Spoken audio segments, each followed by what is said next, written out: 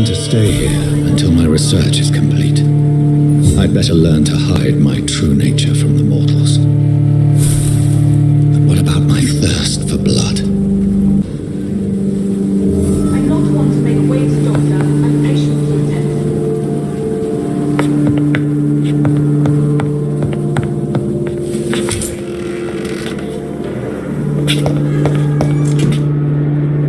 Yes, Nurse Crane? How can I help you? I'm so sorry. I know Dr. Swansea wanted you to rest, but we have somewhat of a crisis. A crisis, you say? Our supply of antiseptics is nearly depleted.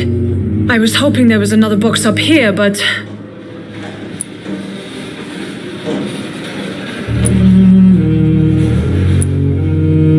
Sorry, there's nothing here. Some of the patients won't last the night without them. Honestly, sir, I'm beside myself. I may have a solution. In France, during the war, drugs shortage was a daily problem, and we had to use our wits to overcome the shortages. However do you mean? If combined correctly, certain household chemical products can be used in a pinch instead. Now, where's the hospital storeroom? The storeroom? Fat chance.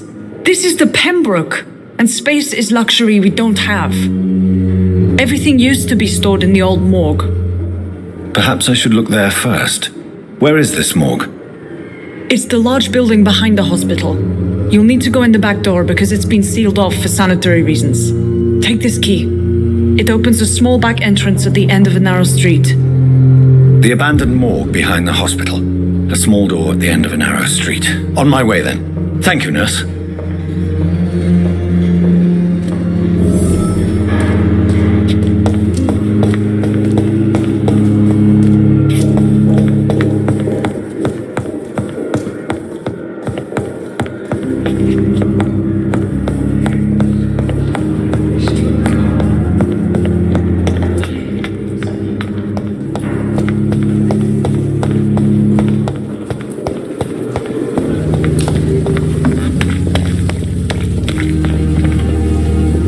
Good evening, nurse.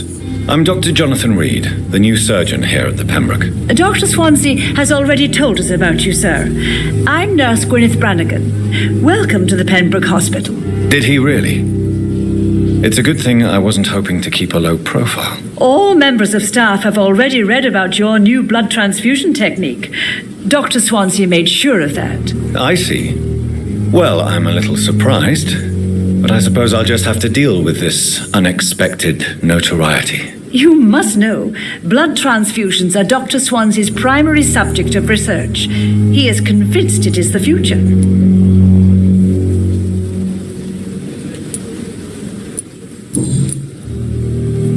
How are things here? Not good, to say the least. We're struggling against an invisible enemy, more lethal than any bullet from a gun. It's hard, Doctor. An invisible enemy? Quite a poetic term for a disease, especially from a nurse. Sorry, Doctor. These last few weeks have been exhausting. We could all do with a good night's sleep. Do you think this hospital can survive the epidemic? We are all volunteers here, and we're trying to hold fast, but how do we beat an invisible killer? Some nurses have already resigned.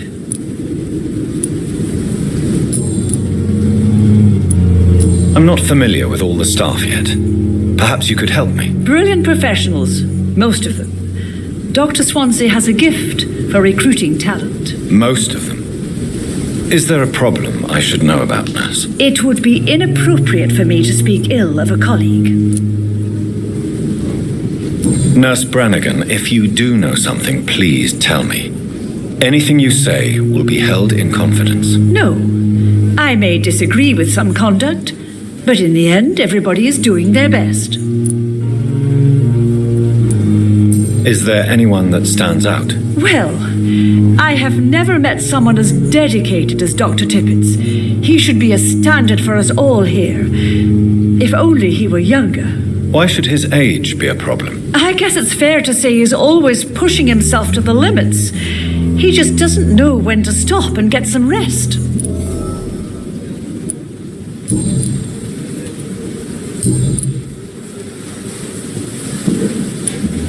Goodbye, nurse. Call me if you need assistance. Safer raid than anywhere else in the East End.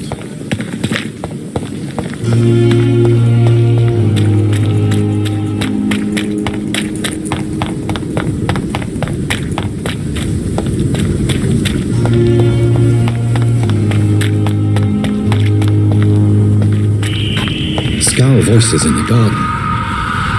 I should investigate. If they were to find somebody.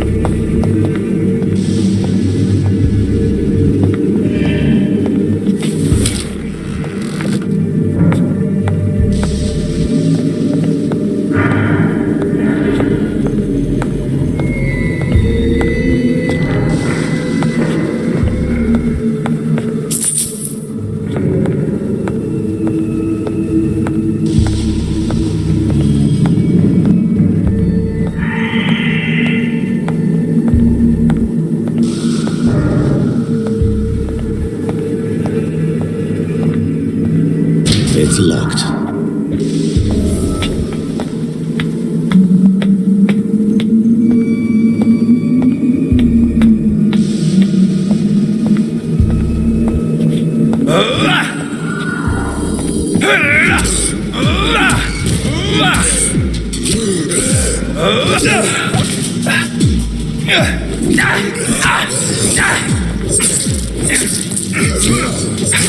Behavior similar to the infected William Bishop. Must be the same strain. This sickness moves faster than influenza.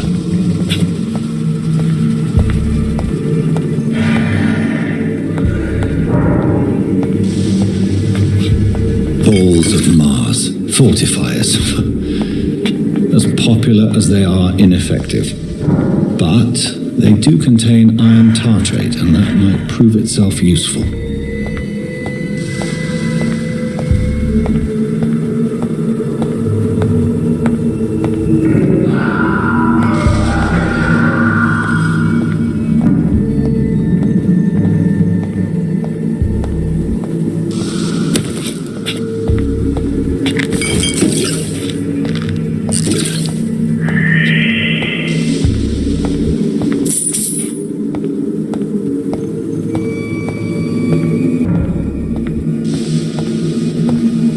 I cannot enter.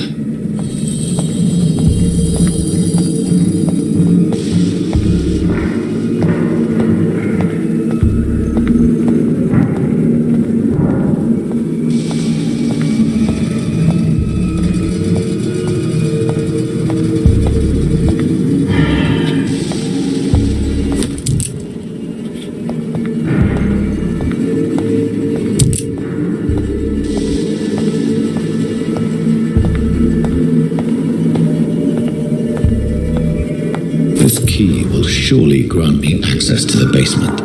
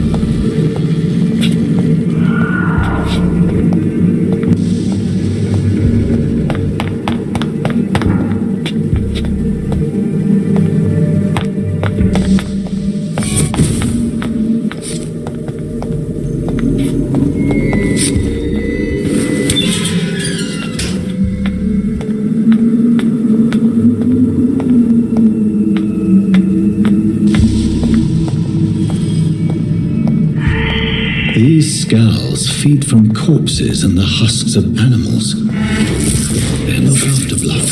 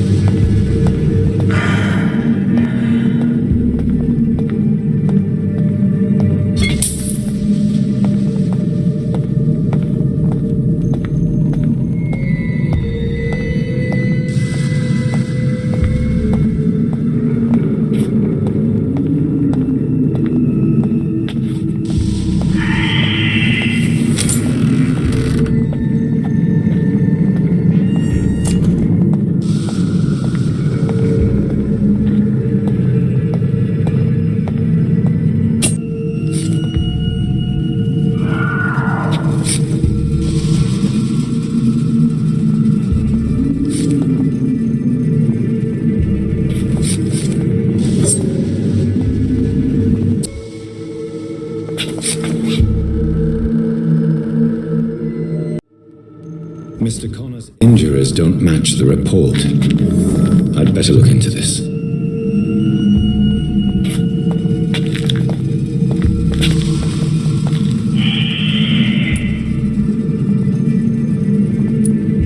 Multiple abrasions and scarring on the arms and legs. Old and distinctive injuries of a sailor or a fisherman. Traces of a pinkish foam at the corner of the lips. Some sort of drug overdose, perhaps? The chest was originally opened to perform the operation. The sutures are clean, but the chest has been reopened. A puncture over the left lung, possibly a chest tube insertion. Not the cleanest work, but I think it was successful. Signs of internal bleeding. So, Dr. Tippett's anesthetics were incorrectly dosed, causing the patient's death. And then he tried to operate on him again. Tippett has made an egregious error. It's time we talked.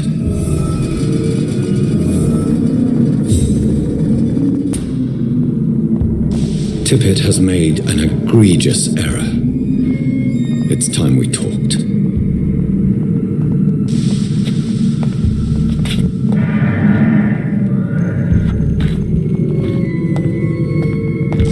It's locked.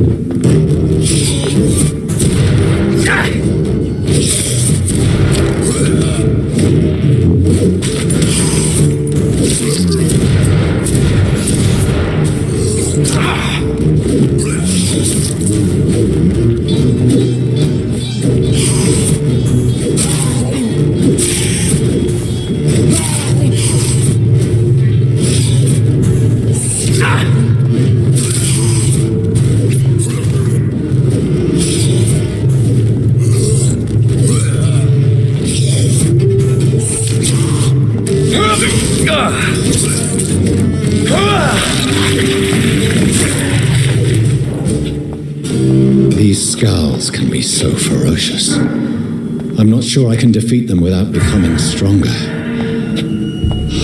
To drink blood is so tempting.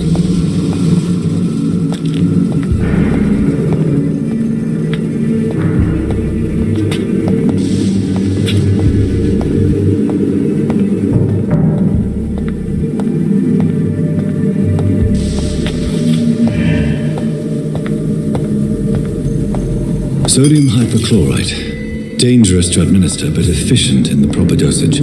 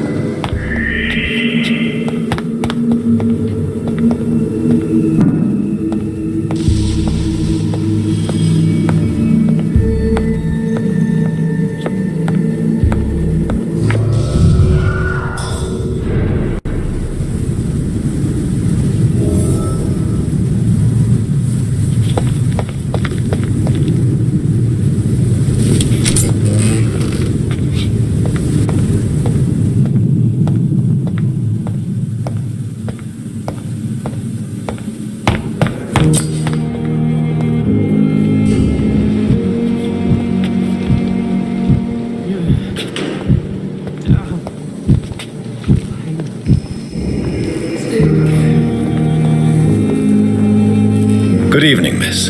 I'm Dr. Reed, the new surgeon at the Pembroke Hospital. And who are you? Your name has no meaning to me, mortal. You're nothing but dust blown by the winds of eternity. I beg your pardon. What are you begging for, mortal? My clemency? Well, tonight maybe I'm inclined to mercy. You'll never forget the night you met Thelma Howcroft. You keep calling me mortal. Why is that? And if I'm mortal, what are you? Well, Dr. Reed, if you must know, I'm a vampire. And why do you believe you're a vampire? I don't need to believe anything. It is what I am. It is what I feel within this hollow shell of flesh. Please, describe to me how you feel. What is it like to be a vampire? I can hear my body crumble from the inside as my flesh cracks and fades. I sense the last pulse of postulant blood within my drying veins. I need new blood. I see. Have you ever heard of Cotard's syndrome, Miss Howcroft? Never. It's a mental illness discovered by a French neurologist named Jules Cotard. The affected patients are delusional. They believe that they are putrefying, that they are dead, a ghost or a ghoul, or in your case, a vampire. Delusional, you say? Oh, sad and petty mortal. You can't even begin to understand the concept of immortality. And you think it is I who am delusional. I'm assuming you must be a patient here. Am I right, Miss Howcroft? It's only a cover. To hide from my enemies.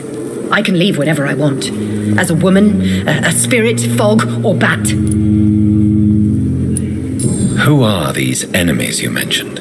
Can you describe them? I cannot say for sure. But I sense their eyes on me from nearby. I feel them watching me every time I visit the garden near the morgue. The staff here are not your enemy. They're here to help you, to care for you. I'm not speaking of the doctors in white. I'm speaking of the men and women who hunt me, for I am a vampire. I see. Don't worry. These people will not find you here. I'll personally make sure they leave you alone. Thank you, mortal, but do not interfere with them, for you are no match for those that hunt me.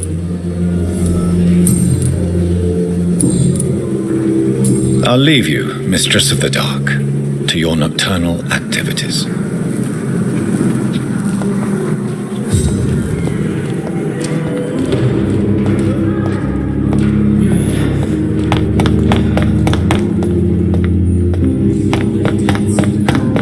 Still more coming. As for me, how can we be sure we're lacking in this? Good evening, sir. Finally, you've returned, Doctor. Did you find anything of value? Yes, nurse. You've worked your first miracle, Doctor. Now, this patient here needs immediate treatment. Duty calls. When the storm has passed, I'll show you how to mix the remedy yourself with the same basic ingredients. Many thanks, Doctor. When you've finished, you ought to report to Dr. Swansea in his office. He's been looking for you. Seemed pressing.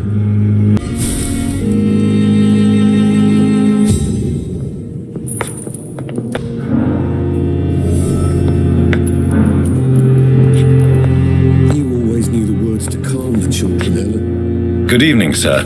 I'm Dr. Reed. I believe we're going to be colleagues. Reed? Yes, I've been informed about your arrival. I'm Waverley Ackroyd. Welcome aboard, I suppose. Does my arrival inconvenience you in some way, Dr. Ackroyd? Let us just say that I don't particularly share Dr. Swansea's enthusiasm for hiring you. What we need here are reliable professionals, not overrated dabblers.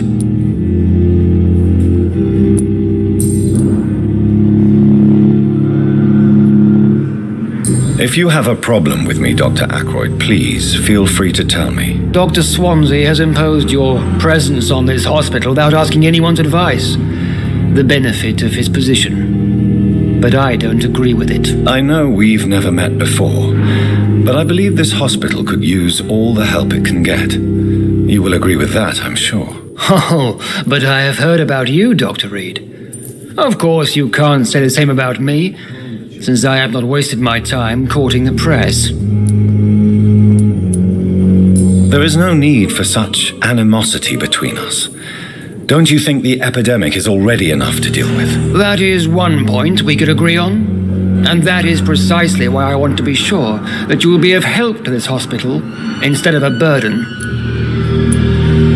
Since your tenure in this hospital is longer than mine, perhaps you can tell me more about this place. Let's just say I'm tired of the carelessness around me. I have always respected the skills of Dr. Swansea, but over time his enthusiasm has become displaced. Carelessness? Exactly what are you talking about? We're here to save lives. The people who trust us are not volunteering for experimentation. They're here to be healed. I don't intend to run any radical experiments, Doctor. Even if I, as any good practitioner should, express an interest in pushing the boundaries of medical research. Modern medical methods were created through audacity and ego. But there are rules in our line of work, and they're here to protect our patients.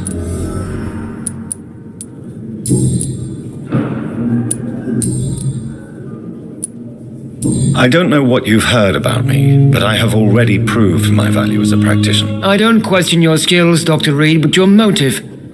Is it money, fame, or are you truly dedicated? And what exactly is that supposed to mean? I served in the war just like you. But unlike you, I did not use the wounded to play the modern sorcerer. Be careful what you insinuate, Dr. Ackroyd. I only want you to admit you used those men to improve your theories. This is ridiculous. My blood transfusion technique saved many lives, and you know it. You see? That is exactly what I hate about people like you. You avoid this kind of accusation instead of facing reality. It seems you have bad memories of your military service. I refuse to see this industrial slaughter as scientific progress. War only reveals the worst in men. We can at least agree on something, Dr. Ackroyd.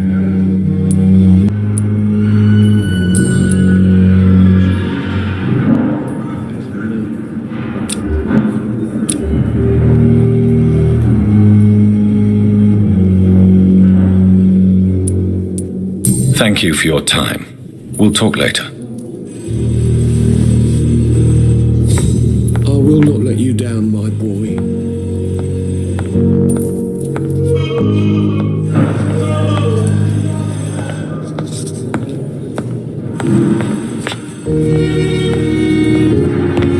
Sweet girl. Reads me like a book. Good evening, sir. I'm Dr. Reed. May I help you? I don't know if a third opinion is needed. Your colleagues are already arguing about my condition. I see. Would you mind telling me more about your situation? I'm Harvey Fiddick. All I want is to get me bloody arm fixed properly.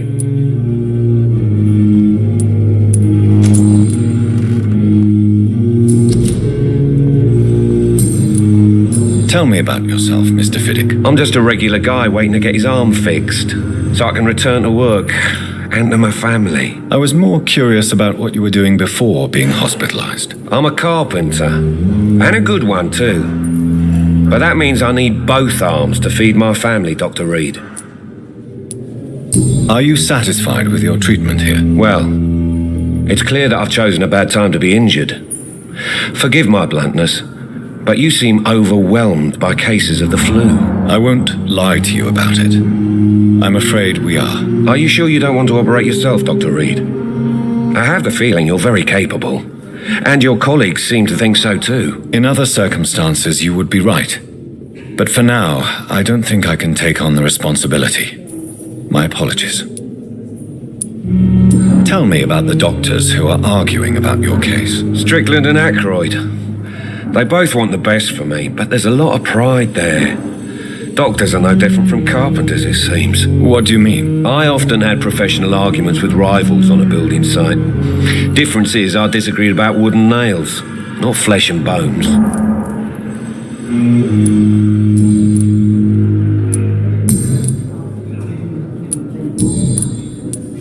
Goodbye for now, Mr. Fiddick. I'll see you later. You always needed words to calm the children, Helen. As for me, what a blundering idiot.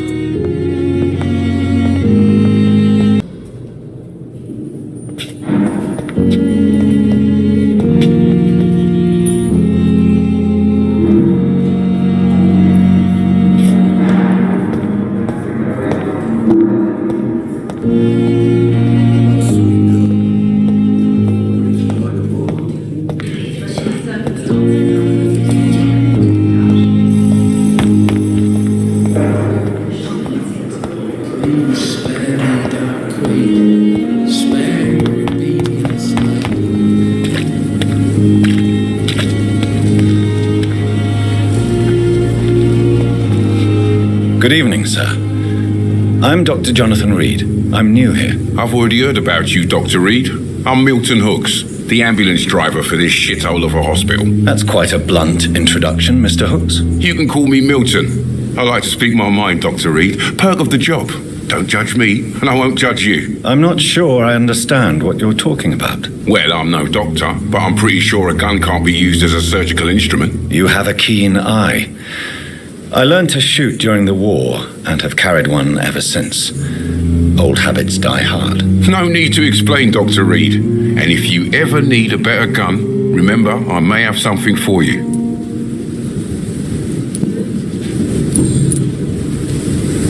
How is the situation around here? You want to hear the situation is all right? It's fucking awful. We lack everything, and it's getting worse every day. Are you really smuggling weapons through the hospital? And why not? I've already been attacked by patients, you know, and by gang members willing to steal my money. But you're not defending yourself. You're selling guns to civilians. You keep people alive your own way, Doctor. I offer them another way to protect their health. So what do you do exactly in this hospital?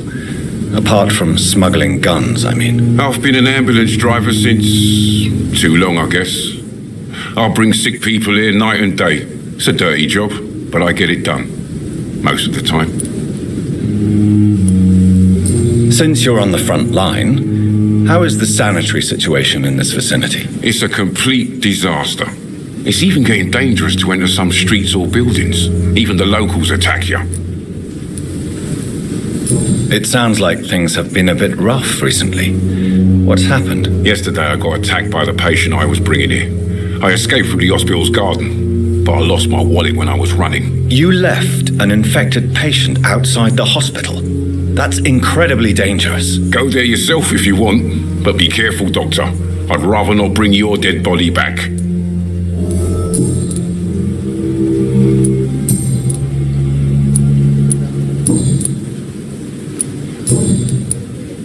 I'd like to see your goods. Wise choice, Dr. Reed. A reliable gun is what everybody needs these days.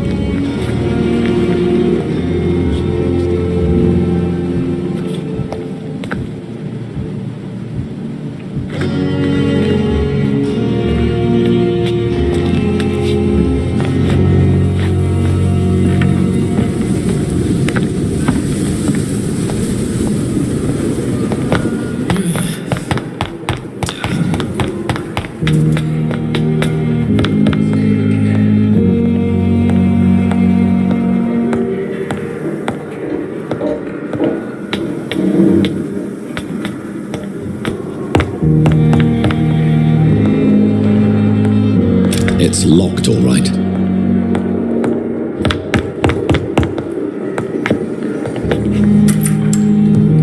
Please, Jonathan, come in.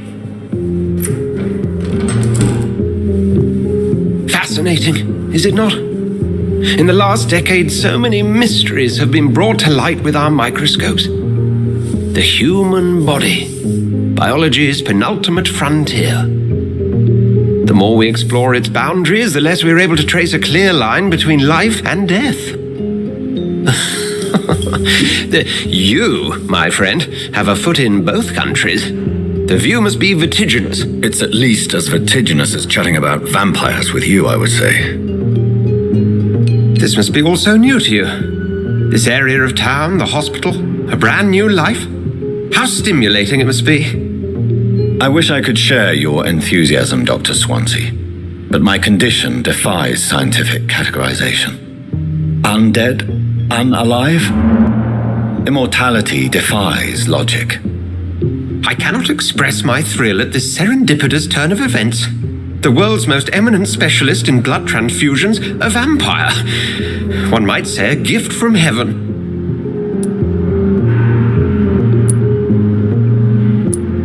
I'm a dead man. I was murdered. Now I'm a murderer. Tell me how this is a gift. Forgive me. I've been an admirer of your work for a long time, and now you are so much more than a brilliant physician. And please, call me Edgar.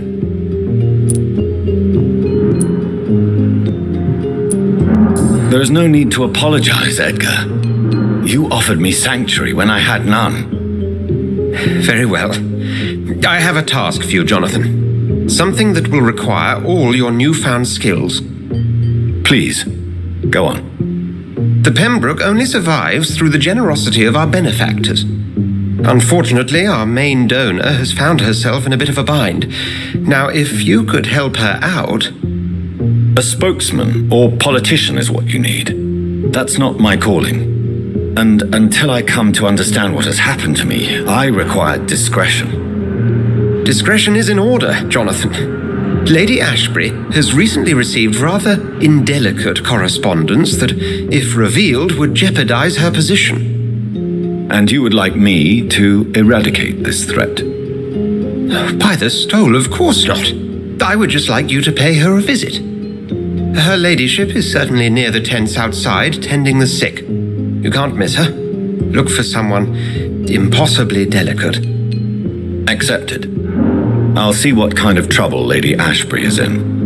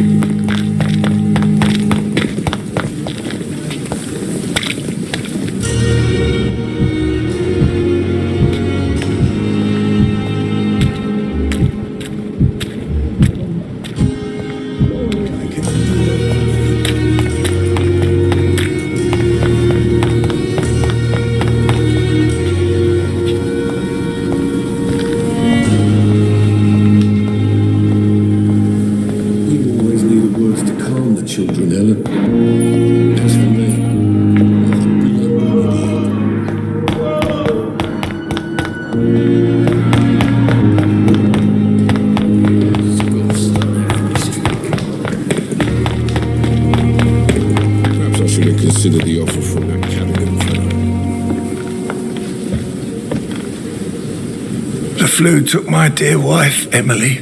I take comfort knowing we'll soon be together again. Mr. Rainfield, that's no way to talk. You're in good hands here, and we'll be up again soon enough.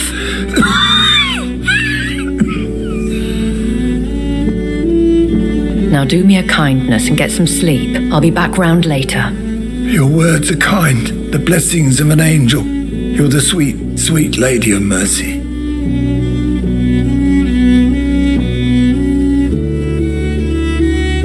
Good evening, Dr. Reed. It's a pleasure to see you again. You seem surprised. Dr. Swansea has brought me up to speed concerning your recent appointment to Pembroke Hospital. You're a the lady who saved me that night, before vanishing into thin air. I remember you from the pub with Dr. Swansea. Indeed. Allow me to introduce myself formally this time. My name is Lady Ashbury. I remember you well, in spite of the brevity of our encounter. Apologies. You've taken me by surprise. I'm very happy to see you. The pleasure is mine, Doctor. I hope you're more disposed to answer my questions now. You must have countless questions, but our rather urgent matter first. Swansea has explained. My cover, if you prefer, has been compromised. Dr. Swansea has commissioned me to be your agent in this matter.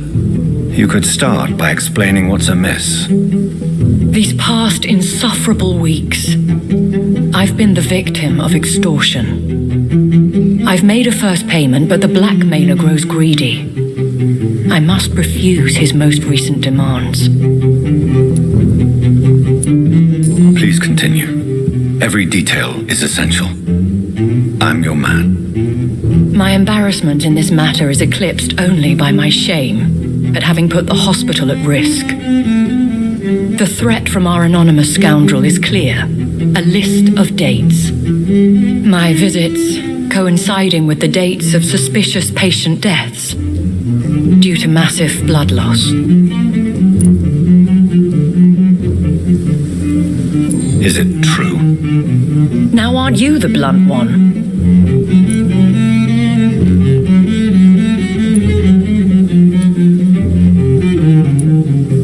We both are afflicted with a thirst for blood, Lady Ashbury.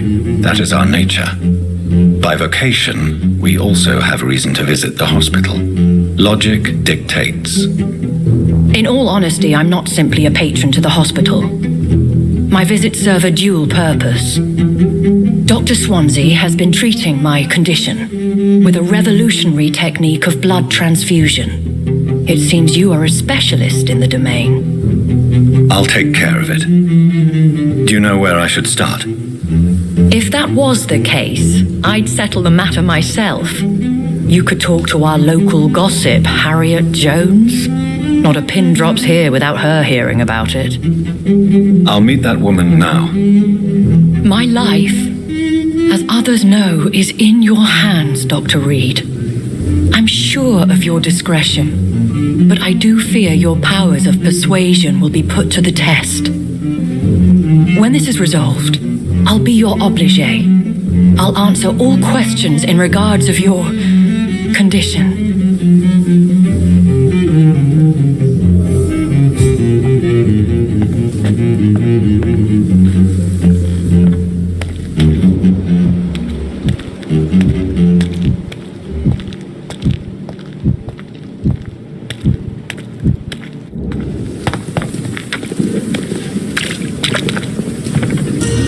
Good evening, Nurse Brannigan. Good evening, Doctor.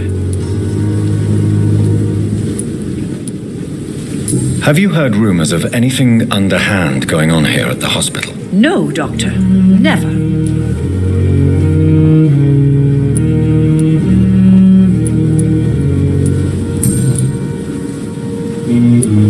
Tell me what Dr. Tippett did. I know his mistake caused a patient's death. If I had not covered up his error, Dr. Tippett would have been fired from this hospital. I could not let that happen. You can't allow your emotions to dictate your conduct concerning patients, Nurse Brannigan. Look around you, Dr. Reed. Do you really think we can afford to lose a brilliant practitioner like Dr. Tippett's in our situation? Perhaps you did it with the best intentions, Nurse Brannigan, but you took a great risk. Must I remind you that a man died? You mean you've never made a mistake? Never covered your tracks? Come on, Doctor. I wasn't born yesterday.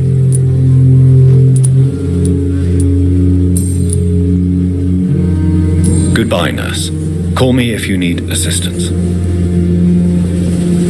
If only I was young again. Just a dozen years or so.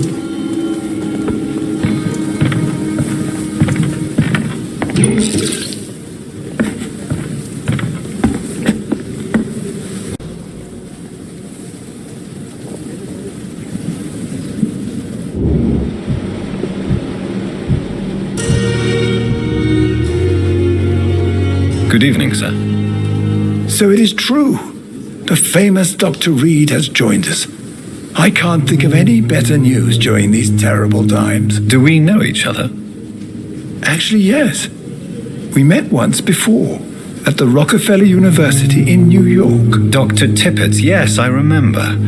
I was assisting Professor Carell in his research about coronary bypasses. He had nothing but praise for you. He was also very confident about your future. And look at you now, eminent surgeon and blood transfusion specialist.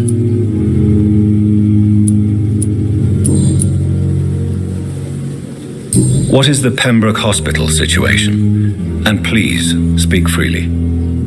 This hospital is not exactly the best of London. I'm sure you are used to working in a better environment. It's more than enough. In any case, the personnel of a hospital are much more important to me than the building. Don't be misled by appearances, Dr. Reed. This hospital does not lack talented people. It just lacks hope. What can you tell me about the staff in the hospital? Some are really good, and others are not so good. But during this troubled period, there is no time for slander. I prefer to focus on the positive character traits. Tell me more about cherished people, then. Nurse Brannigan is a pearl. She is the most helpful and dedicated nurse I've ever worked with.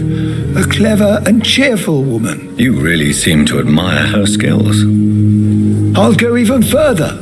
If she was a man, she would be a damn fine practitioner. Any opinion about the management? I don't always agree with Dr. Swansea's reserve, but I must admit he does all he can to keep this facility running during this crisis. Ah, yes, the burden of command. I was fed up with this concept while serving as a medical officer. Don't get me wrong, Swansea's a good administrator. I just wish he would get out of his office now and again.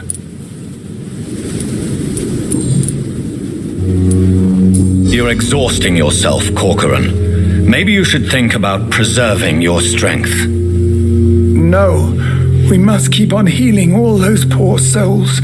We are the last rampart before chaos. Once more unto the breach.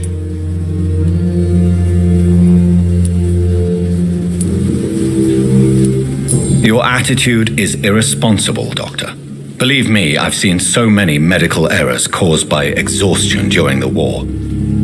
You're right, this is a war, Dr. Reed, and I don't intend to surrender.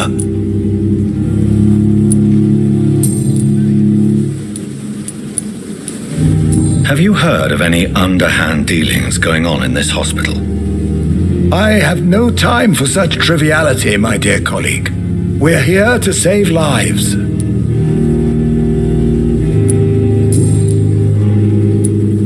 Corcoran, I want you to tell me about Mr. Connor. How did he die? What happened? He was my patient. He died because of my mistake. That's the blunt truth. What was the nature of the mistake? It was a twofold error. My diagnosis was wrong, and the administered dosage was too strong. Who was this patient? I don't know. Some sick man from the docks, maybe a fisherman. I had no time to talk with him. No one claimed the body. Why not stop practicing? Are you mad? I killed that man, I admit it, and it won't happen again. I have saved so many lives since then.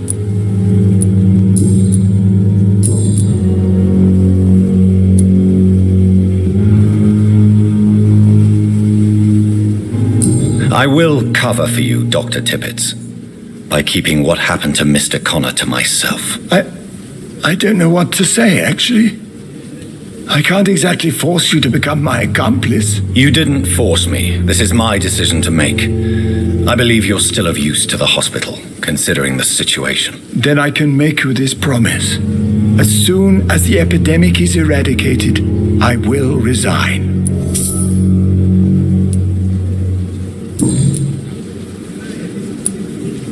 What will you do after your resignation? Do you have a plan? I always fancied visiting Cyprus. Such a beautiful island. I could buy a house there by the sea, read poetry, and wait for death.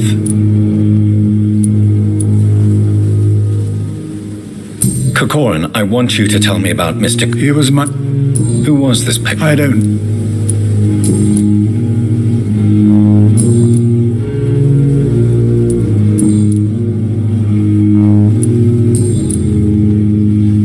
Goodbye, Dr. Tippett.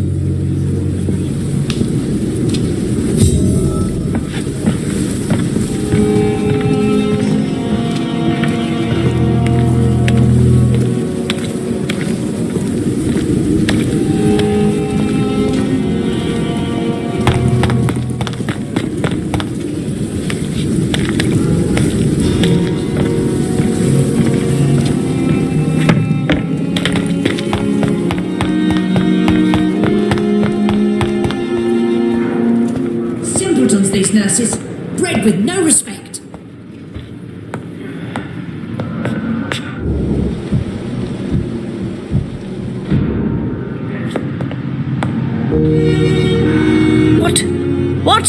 What is this? Who are you? Get out of my room. There's no need for alarm, madam. I'm Dr. Reed, the new surgeon. Preposterous. Dr. Reed, you say? I don't want some bumbling intern. Where's Dr. Swansea?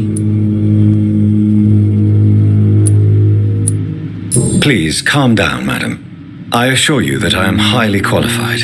I'm just back from war duty. How brave. Threatening an old defenseless woman. You know how long I've been a patient here. You've picked the wrong fight. I'm Harriet Jones. Harriet Jones? Indeed. I've been meaning to have a chat with you. You know what goes on here better than any other patient, I gather. Oh, better than any patient, nurse or doctor. I've seen so many vile undertakings. I heard there have been some despicable goings-on. Was there a case of blackmail? Blackmail? Wait.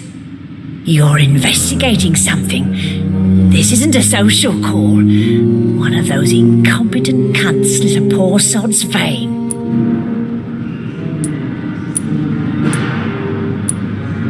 I assure you, madam, this is not an investigation into a possible medical error. Debauchery, then? Nurses Crane, Hawkins, Brannigans, whores, all of them. They can't keep their legs shut. I've seen them scratching slutty sores. Really? Well, if you have irrefutable proof, I'll not have the staff behaving in such a manner here. This is your business, Doctor, not mine. But I swear one of the nurses is cavorting with some man on hospital hours. Thank you for your time, Miss Jones. You've given me something to go on. See you on the next round.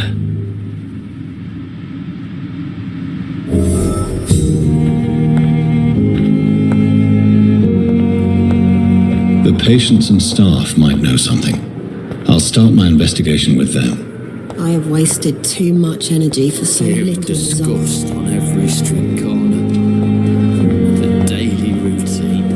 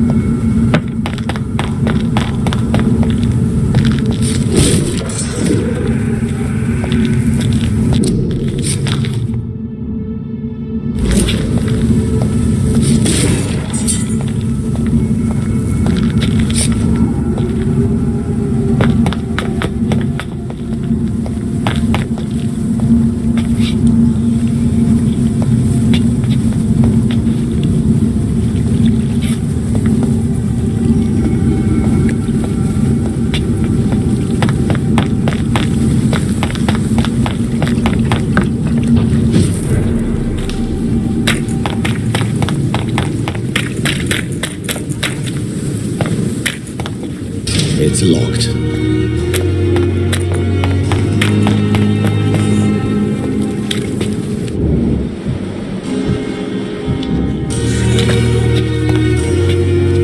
Please, sir. I need help bad. What's going on? I'm Blight, sir. Newton Blight. I've lost my mate. Can't find him anywhere. I'm Dr. Jonathan Reed from the Pembroke Hospital. Please, calm down and give me more details. Oswald and myself were both infantry, sir.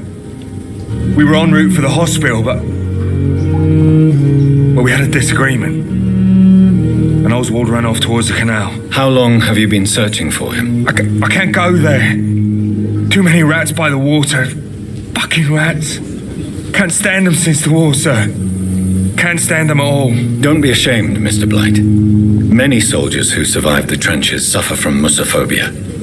I'll see what I can do for your friend. What can you tell me about yourself? I'm Oswald's best friend. We served in the same regiment, sir. We've taken care of each other since we came back from the front. What can you tell me about your friend? His name is Oswald Thatcher. We survived the war together. Oswald is nervous and quite fragile since we came back from the war. This is a dangerous part of town. What are you doing here? We were looking for the Pembroke Hospital. We both need help. Treatment, I mean. To get some sleep. Just need to feel better, sir. Where was your friend the last time you saw him? He went down by the canal. He didn't want to go to the hospital. I think he went to the sewers on purpose. So I couldn't go after him. I have all the information I need for now. If I find anything out about your friend, I'll let you know as soon as I can. Thank you, Dr. Reed.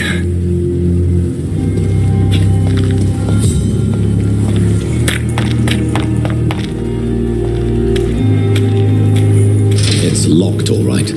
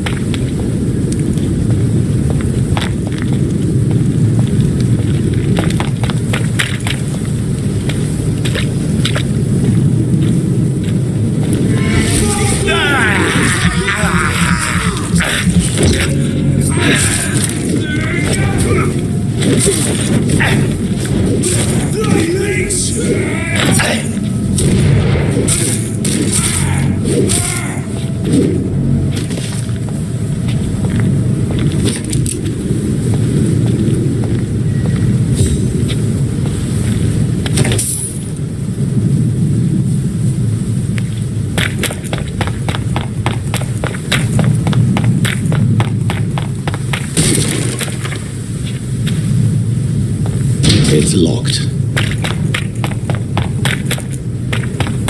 Easy does it, boys. What can you do?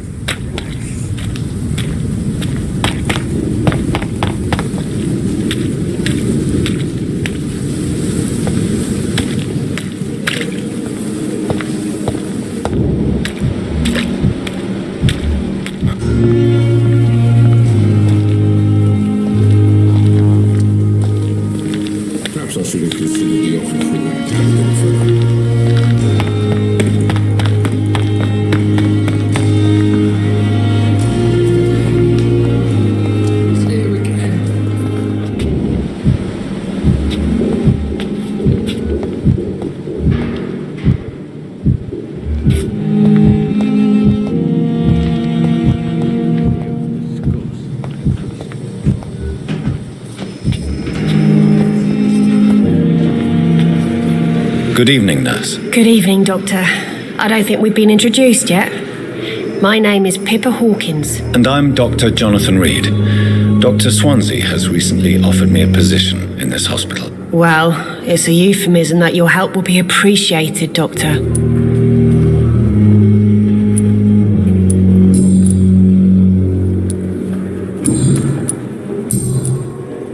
How would you describe the situation at the Pembroke Hospital? It's serious.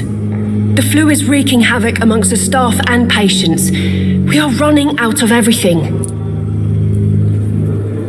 You must get a hold of yourself, nurse. Sorry, I'm exhausted. No one has any idea when this epidemic will be over. Nurse Hawkins, the Spanish flu won't last forever. Even the Black Plague didn't kill everyone. I wish I could believe you. But what if this epidemic was worse? What if in the end, nobody was spared? How long have you been a nurse? Well, long enough to see that the epidemic is winning. And no matter how qualified you are, don't tell me you'll change that. You'd be surprised what dedication can achieve, Nurse Hawkins. In medicine, sometimes we're just a test result away from a miracle. Sorry, Doctor. I don't want to sound bitter, but I'm just too tired to give a pep talk like Nurse Brannigan. How is the Pembroke staff coping with the epidemic? Not well. Milton, the ambulance driver, is even more grumpy than usual, especially concerning doctors. Why is Milton grumpy on a daily basis? Is it just an act? Milton's not the kind of man who's bothered about a bad reputation, whether he deserved it or not. Why does Milton dislike doctors? I don't know. Just ask him. But be warned, Milton is not the chatty type.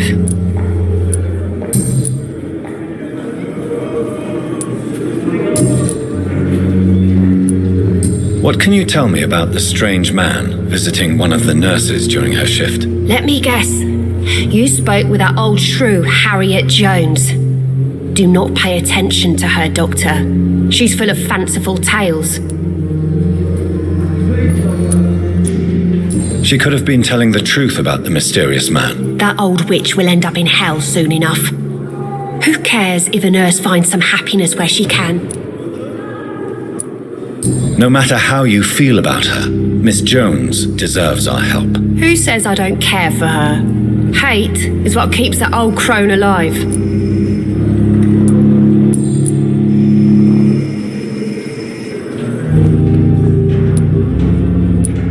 Goodbye, Nurse Hawkins.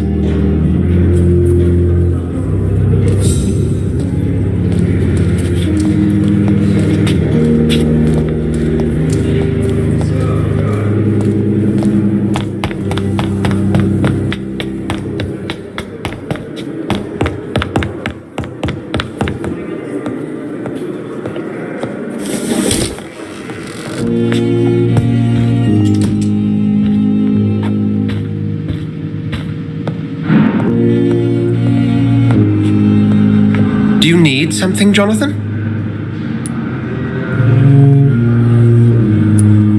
I have just a few questions. Then ask away. I'm at your service, Doctor.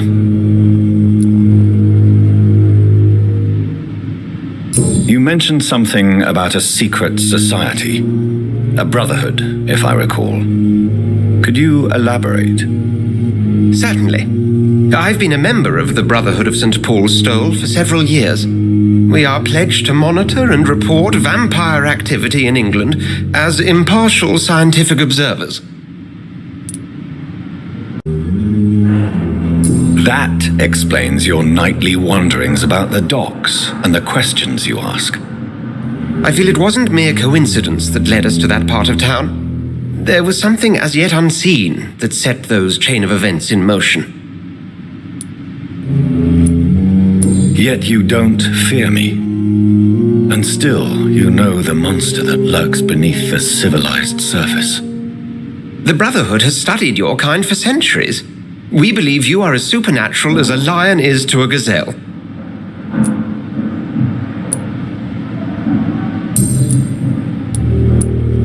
Since you seem quite the expert on vampires, what could you tell me about my condition and how it came about? As men of science, our first step is always to start with what we know. Forget the myths, the hackneyed scrawlings, and the penny dreadfuls. They do not scratch the surface of the truth you now find yourself in. The sun. The morning following my transformation. Its rays burned me. There was pain, smoke, and my skin blackened. You will find there is very little that can kill a vampire, my friend. You have been offered relative immortality. The sun will most certainly hurt you, leaving you weakened and damaged, but it will not destroy you. Must I take a life to live? You are a vampire. You feed, and blood is the sole sustenance that can sustain your immortal frame. And only a living creature contains the nourishment you require.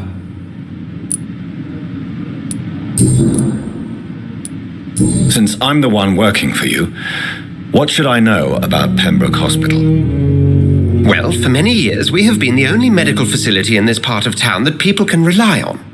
We support the community here, as well as provide health care. Where do we stand today?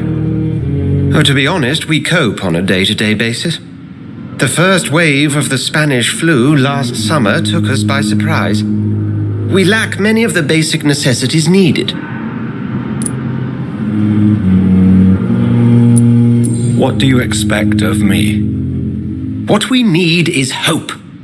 You were a soldier. This is a war. This white coat's still a uniform. We fight to help the poor, the sick of the East End, the forgotten.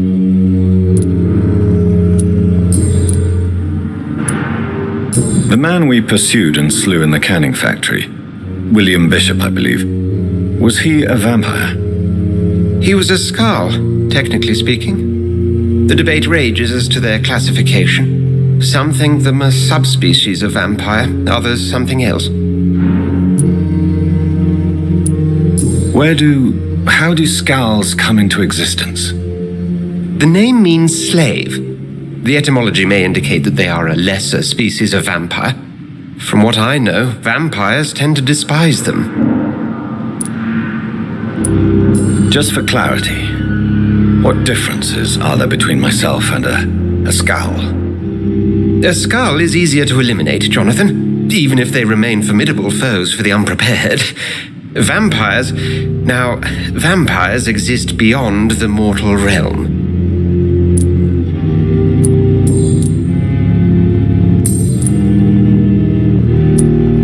I have met Lady Ashbury. She's a fascinating woman, wouldn't you agree?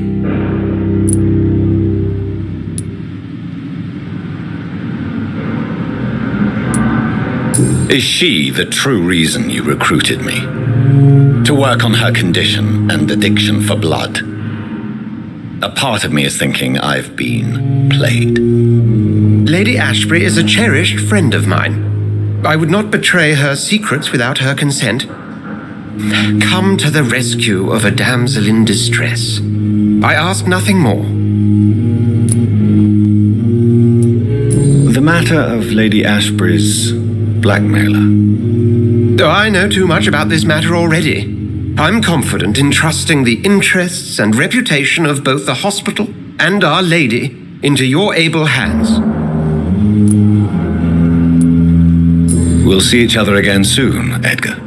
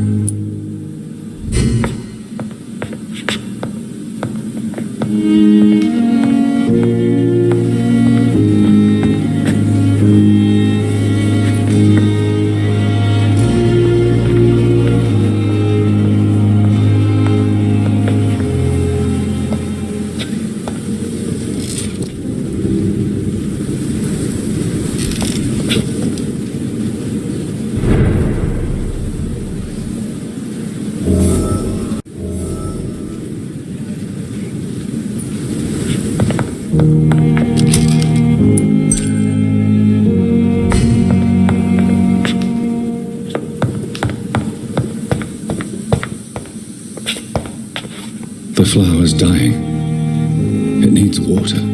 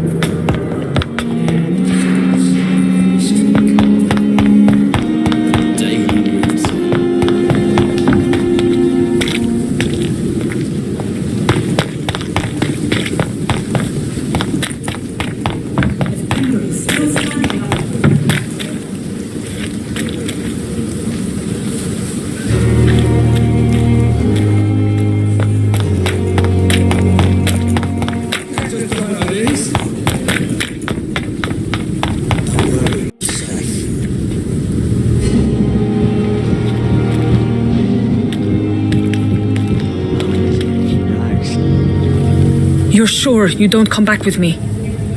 Nah, I have to see someone at the hospital. Be careful. You look so bad they may keep you as a patient. Fuck 'em. I don't like hospitals or doctors. Well then, when you go back to Whitechapel, you may find this useful. What is it? A pass for a free medical exam by the best nurse available. Just read it. I don't read well, but thank you, I guess.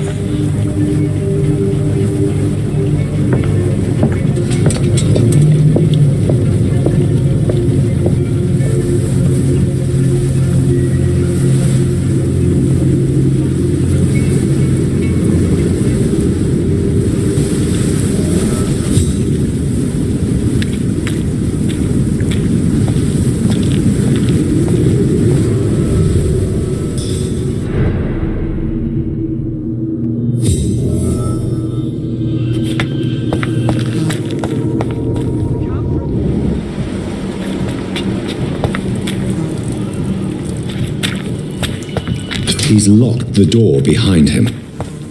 I need to find another way to follow him.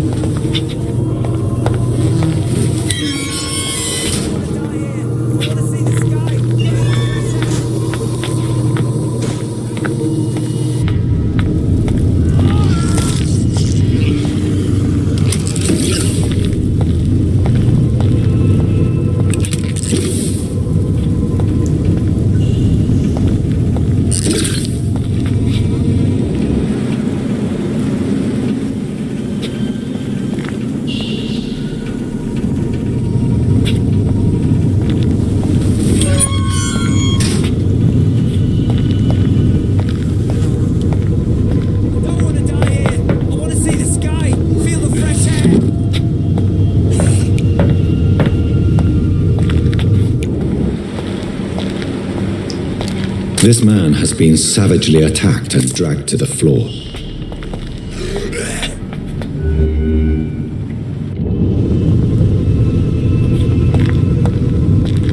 I can't breathe! I can't breathe!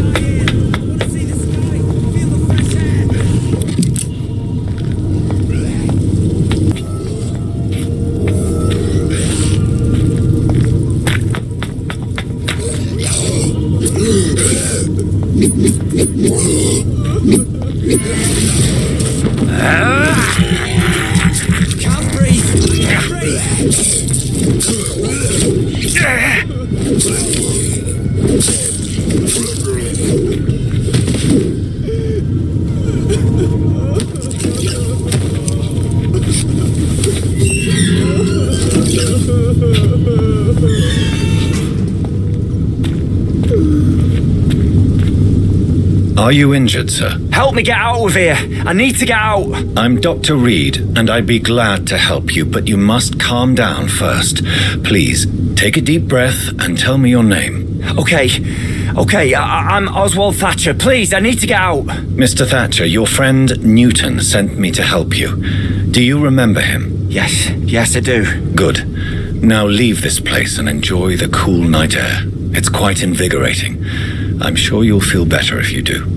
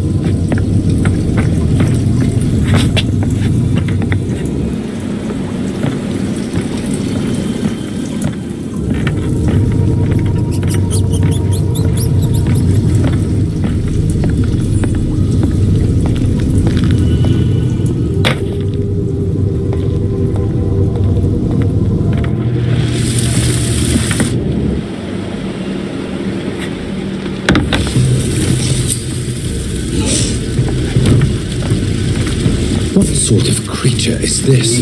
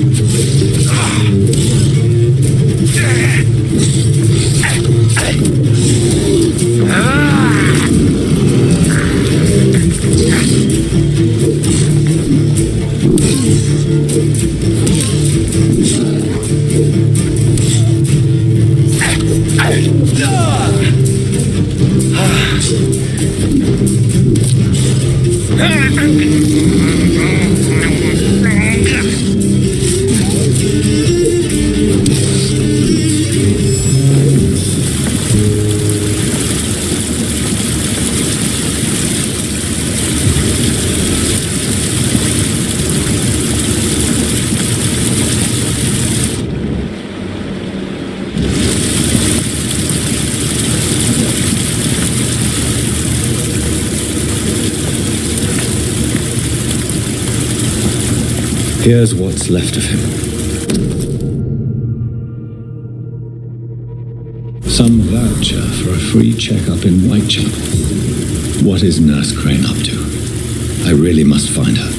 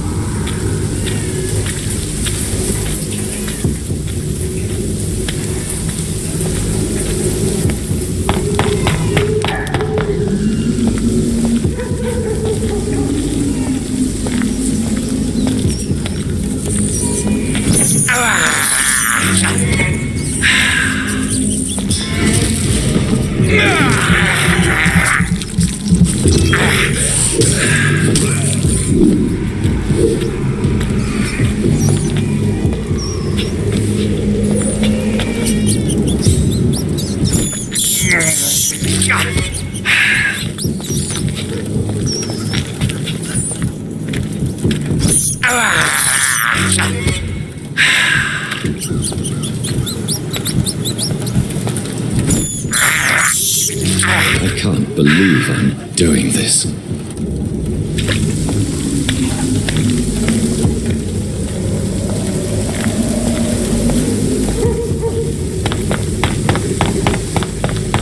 More and more of these bloody leeches every day. It's a leech! Kill it! Christ! He's dead!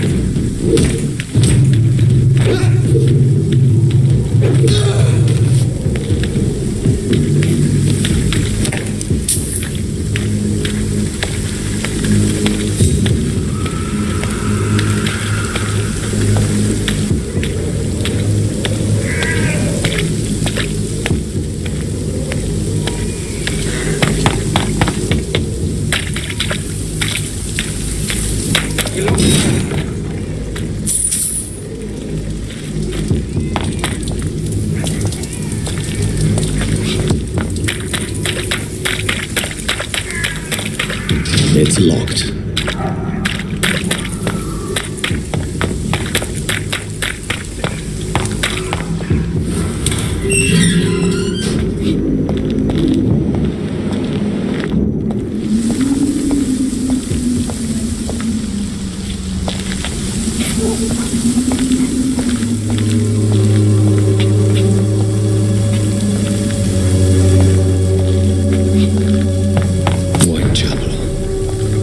This neighborhood is linked somehow to the kind Lady Ashbury's blackmail.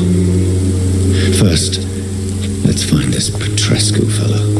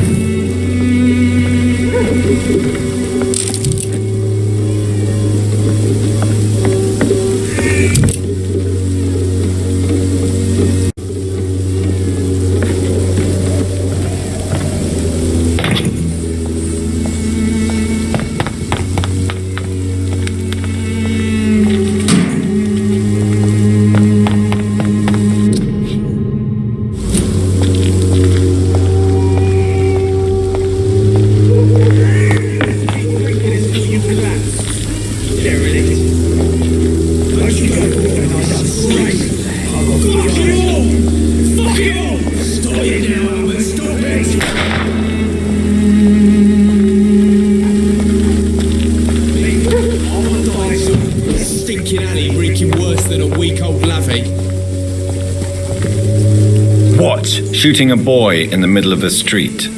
Not the best thing to do, wouldn't you say? What? You saw what happened? Who are you? I'm Dr. Reed, and I'd like to ask you a few questions, if you promise me to set your gun aside. No. Look, I'm not a violent man.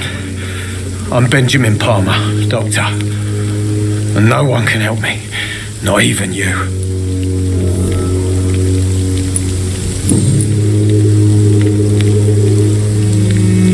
What can you tell me about this place? Nothing to say, really. This is where I used to live, and this is where I live now.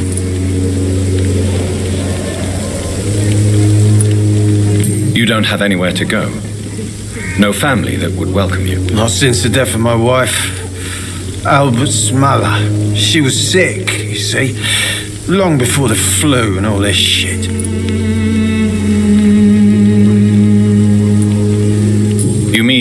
used to have a better life. Yeah, I had a wife, a home, and a job.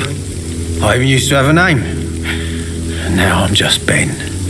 Ben the Tramp.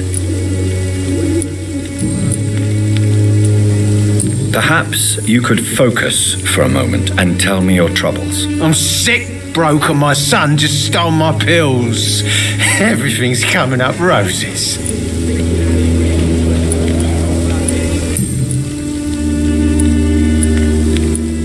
Do you know Nurse Dorothy Crane from the Pembroke Hospital? Have you heard anything? It's funny, I've been searching for her too. I need some pills. But the woman is a phantom, if you ask me. Really? And why is that? Word is she ain't real. It's just a cover for some doctor who runs an illegal dispensary for migrants. I have found a very interesting letter. Your son planned to prove his worth to the gang by stealing your medicine. Oh, I see. So the little bugger thought he could use his dad to build a reputation. The gang's recruiter was dead when I found him. Perhaps you should take better care of your son. I love my Albert, sir. Believe me. It's just... well, I'm an arsehole, I suppose. Anyway, thanks for the letter. This is for your trouble.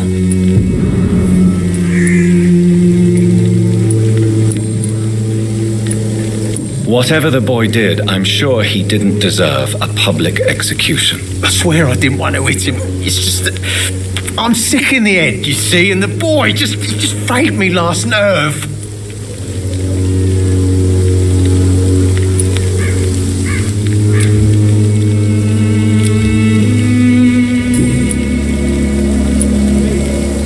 A gun, alcohol, and a bad temper make a terrible cocktail, sir. Goodbye for now.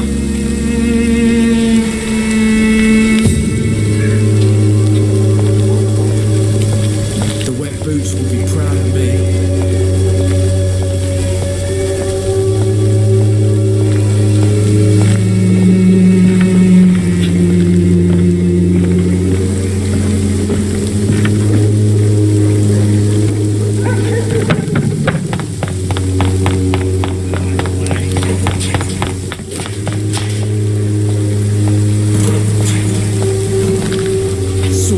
Good evening, miss. Good evening, sir. Are you interested in a miraculous cure for this unknown and deadly epidemic? Actually, I am. Then you have come to the right place. The famous Swanborough cordial is all you need to help keep you in perfect health. Oh, really? Why didn't I hear about it during my studies? I'm Jonathan Reed, by the way. Dr. Jonathan Reed. Ah, my brother has spoken of your research, sir. I'm Loretta Swanborough, and it's always a pleasure to meet a fellow healer.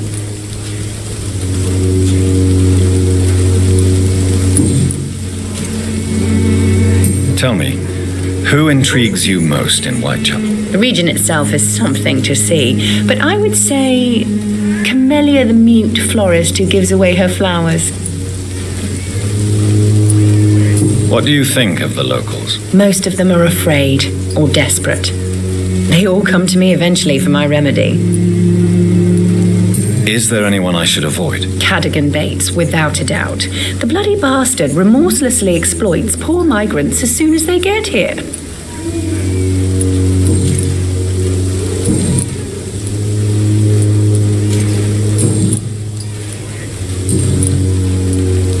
Do you know Nurse Dorothy Crane from the Pembroke Hospital? I'd like to know more about her. I don't like to talk about competition. Competition, you say? Never met her, but it seems she provides some sort of medical care to the poor. The whole thing has to be some sort of scam, if you ask me. I'd like to see what kind of medicine you're selling. The Swanborough cordial can be the answer to all your problems. As long as you have the money.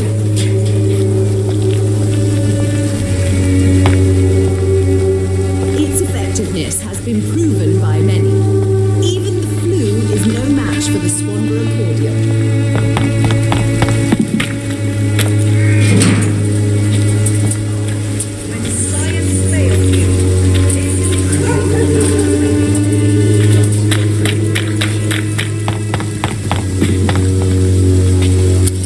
Good evening, Benjamin. Can I help you? I'm afraid not, Mr. Reed. A gun, alcohol, and...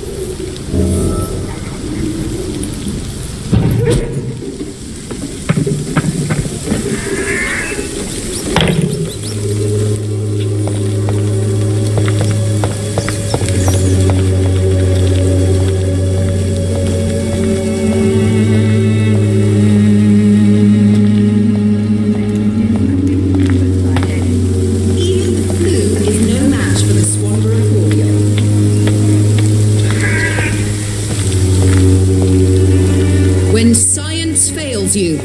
This elixir will give you faith again. Good evening, Benjamin. Can I help you? I'm afraid not, Miss... A gun?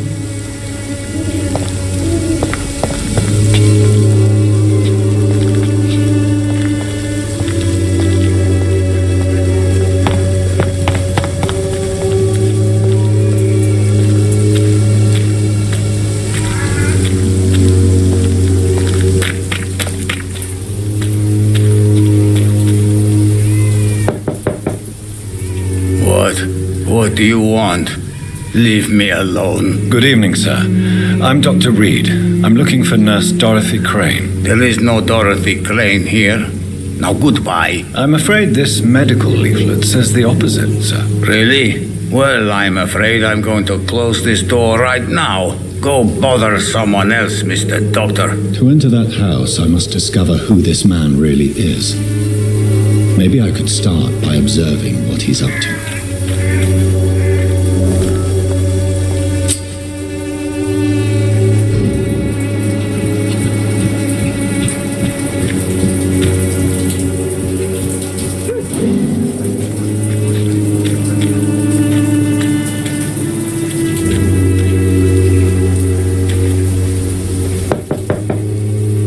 There's no one in.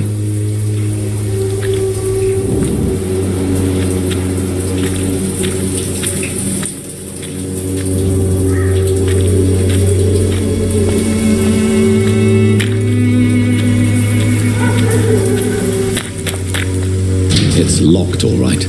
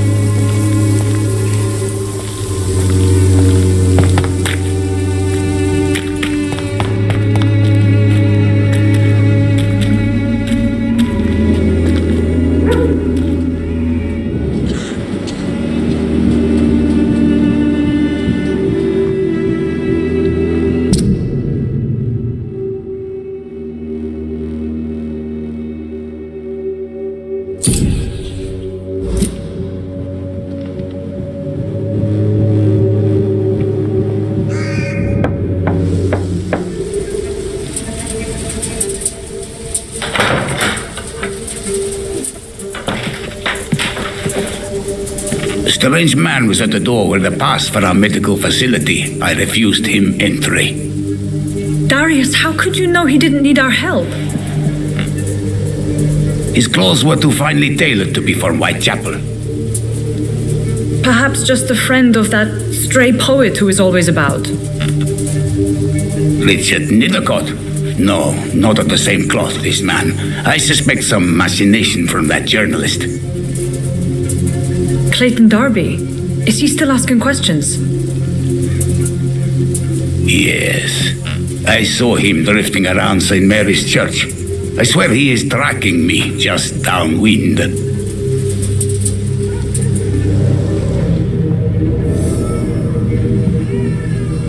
I must talk to that journalist or the poet. They must know about Darius. Nearby the church they just mentioned.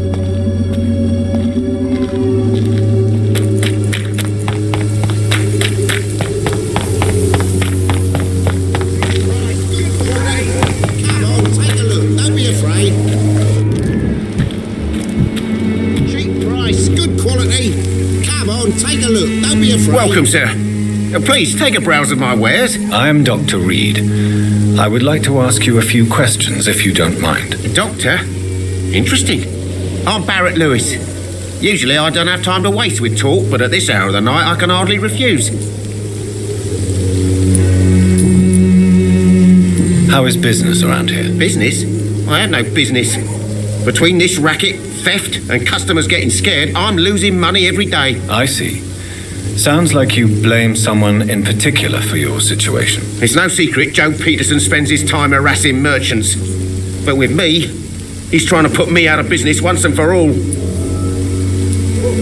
As a merchant, you see Whitechapel every day. Have you noticed anything out of the ordinary recently? Well, you mean besides the epidemic, the war, and all the usual crap? As long as I can remember, this part of town has been a bottomless pit, and no sign of the bottom yet. Violence is increasing in the borough. Yeah. A few nights ago, some blokes jumped me. Came out of one of the condemned workshops. Fever, madness, something like that. Where did this happen? Why did you go there? In the closed workshops nearby. I worked there as an apprentice in better days. Now I only go to find trinkets or tools. Too bad I was mugged, though. There was good money in that little box of loot I lost. Have you been hurt? No, but that's only because I ran like hell. Those men were raving lunatics, I tell you. Not even able to speak anymore, just screaming.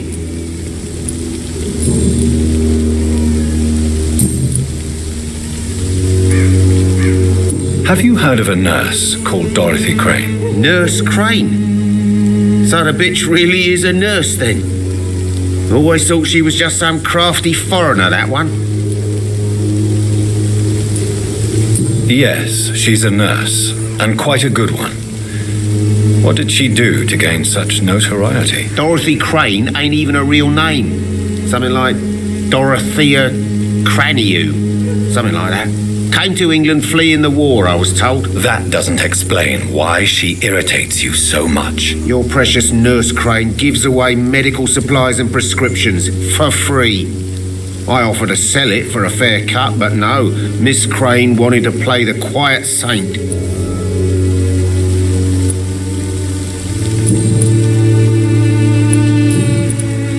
Right then. Show me what you have.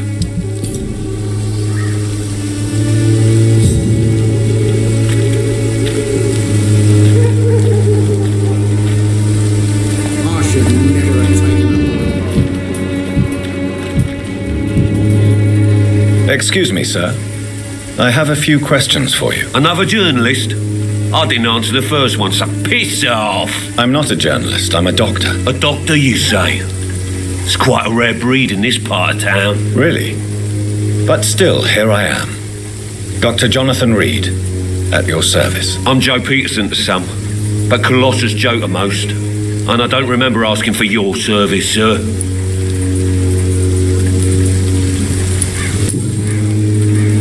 May I ask what you do around here? I do whatever I want, and sometimes even more. Now sod off. According to you, physicians are scarce in this part of town. Why is that? Not familiar with this neighbourhood, are you? I guess your fancy colleagues are too afraid of being stabbed in the back. This part of town does have quite a reputation. Would you say it's justified? Totally. Look at me, for instance. I always look my opponent in the eye before knocking him out. How did you become the local bully everyone is afraid of, Joe? There's no pride in roughing up poor bastards. But this is the only job I've found. And it pays well, too. A job? So you're racketeering for someone else? I got enlisted by the Wet Boot Boys, a gang from the docks. I'm their muscle for their dirty work. Most people don't become thugs when unemployed. This is a choice you made. I don't care what you think, sir. I do what I have to do for my own reasons, and that's that. I'm not sure Mr. Lewis would agree with your by all means necessary philosophy, sir. Oh, do you really think he's the poor victim here? Barrett can be as sneaky as anyone. Long ago, I even called the bastard my best friend.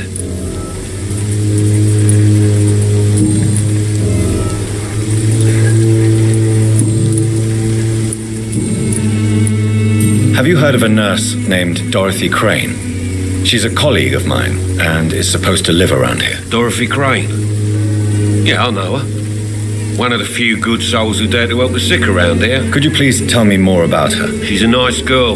Tries to help the migrants. I offered to give her a hand, but she said my reputation would attract too much attention. Goodbye, Mr. Peterson.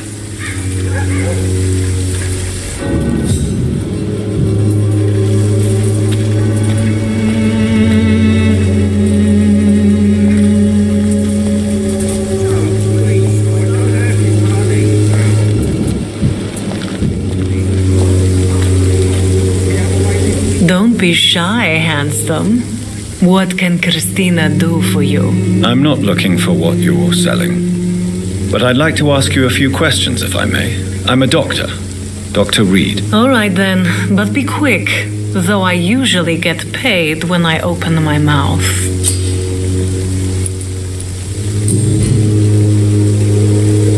Christina, have you been examined?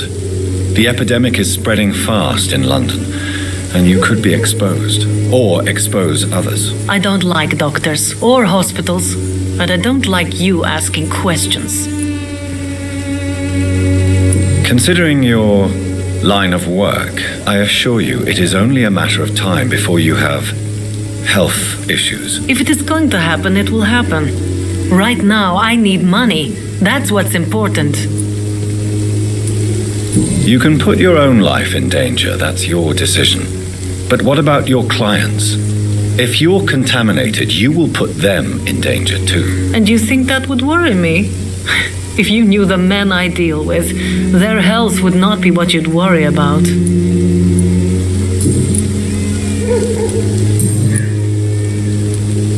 Do you know Nurse Dorothy Crane from the Pembroke Hospital? Anything you can tell me about her would be helpful. I don't know her, but I know her name is Dorothea Crăciunescu. She came from Romania like me and many others. You seem to respect her. Dorothea helps the sick people of Whitechapel. Everyone should respect that.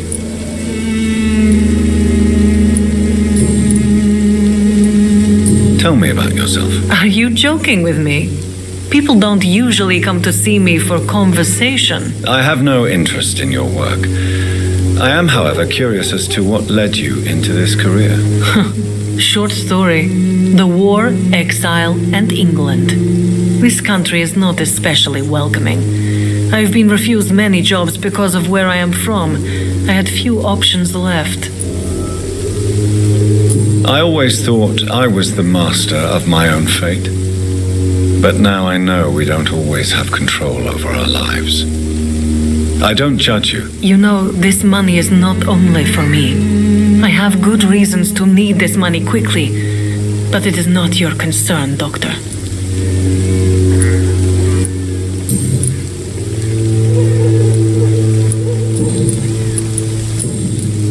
Goodbye, miss. Take care of yourself as best you can.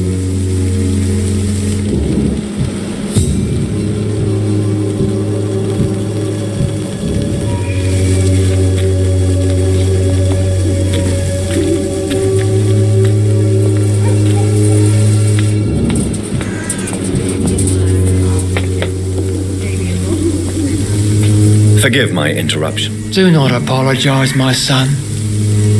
Father Tobias Whitaker is always happy to teach mortals about the incoming Armageddon. I am Dr. Jonathan Reed, and I just have a few questions. A scientist?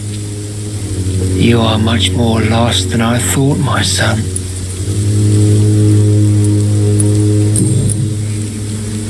What do you mean when you say that I am more lost than you thought? All scientists are entangled in a world of causes and consequences, and most of them can't see the plain truth. Quite a judgmental opinion, if you ask me. But what do I know? Blinded by science as I am. But you are seeking answers, aren't you? Answers about the Armageddon about to strike the city. Answers about the hidden truth.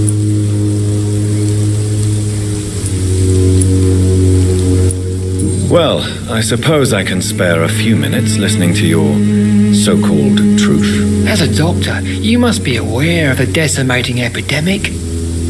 But let me tell you that this so-called Spanish flu is just the beginning of the end. What do you mean? The beast is finally revealing itself, corrupting the flesh and the heart of men. With my own eyes I have seen them, those minions from the abyss. Really?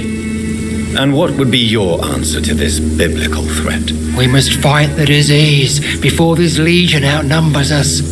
But not with scalpels and microscopes. No. What is left then? Cleansing fire. What do you mean when you say that I am more lost than you thought? All scientists are entangled in a world of causes and consequences. And most of them can't see the plain truth. Quite a judgmental opinion, if you ask me. But what do I know? Blinded by science as I am. But you are seeking answers, aren't you?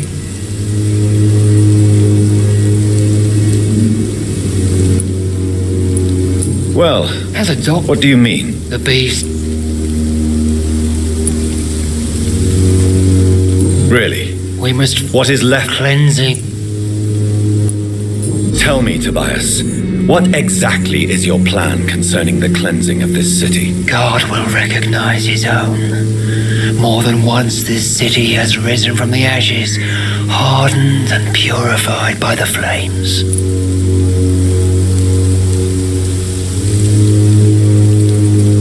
Purification by fire has proved useful, but where do you stop? Burn the clothes? The buildings? The corpses? Worse? Your lack of faith is predictable. But my task is to convince rational minds like yours to see the light. This is God's will. You're mad and dangerous. You're nothing but a soulless butcher, a small-time Torquemada, the Savonarola of Whitechapel. My son, if you think salvation is a free gift, go listen to the lies of that pompous fool, Joseph. Joseph, a fool? Vicar Larrabee of St. Mary's Church. While he continues preaching his fraudulent redemption, more and more people die in the streets.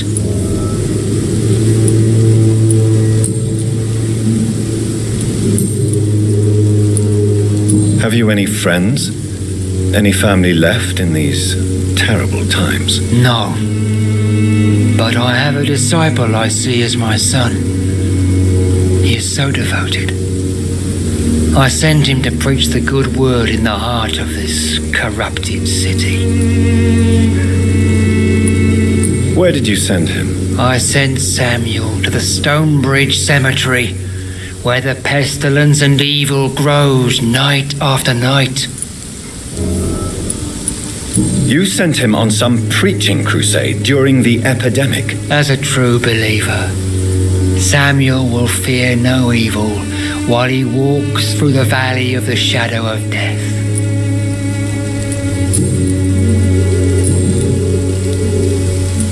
Do you know Nurse Dorothy Crane from the Pembroke Hospital? I'd like to know more about her. I don't like the liberal ideas of nurses, but I especially abhor that Nurse Crane you mentioned. So you're not exactly a fan of Florence Nightingale's work. But nurses are essential for modern healthcare. Nuns should be the only women allowed to take care of male patients. It's obvious only they have the necessary moral fibre. Why do you hate Nurse Crane more than other nurses? Before coming to London, she was a member of the communist resistance in our country. That's what happens when you let a woman get involved in politics.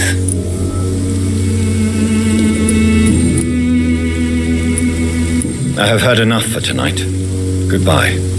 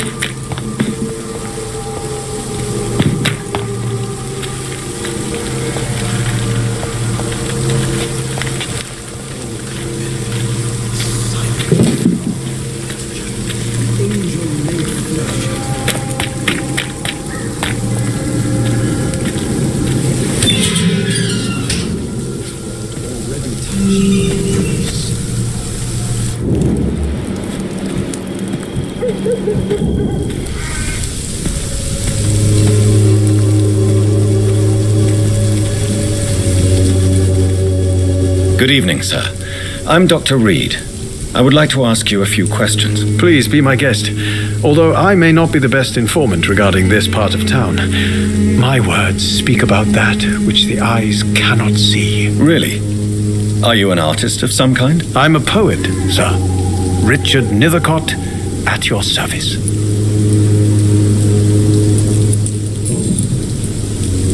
May I ask what you're doing at this hour of night, sir?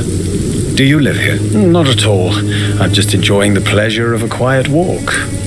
Though night talks are always preferable, if you ask me. Especially with strangers. But are you not afraid of the epidemic? Oh, why should I?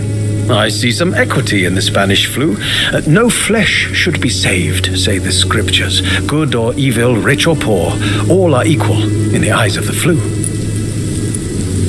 If you say so. But as a physician in a time of epidemic, I must caution you to avoid unnecessary exposure, sir. Thank you, Doctor. But we both know the seeker of truth has to go boldly where the weak dare not.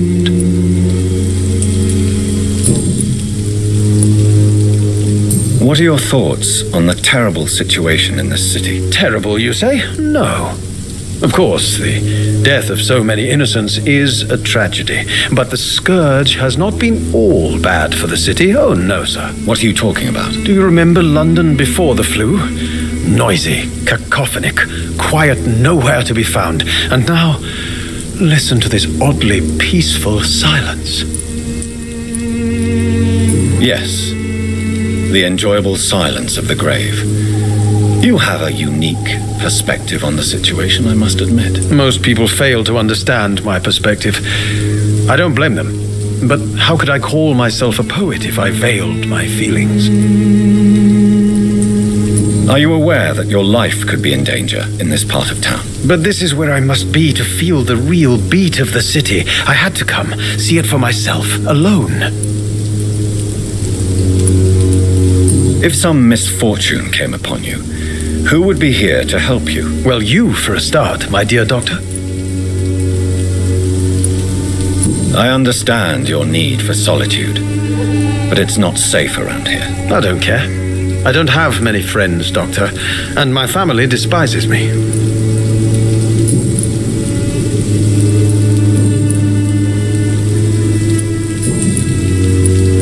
Tell me, Mr. Nethercott, why seek inspiration in Whitechapel? The place is not beautiful per se, but how to explain it? Stirring and challenging.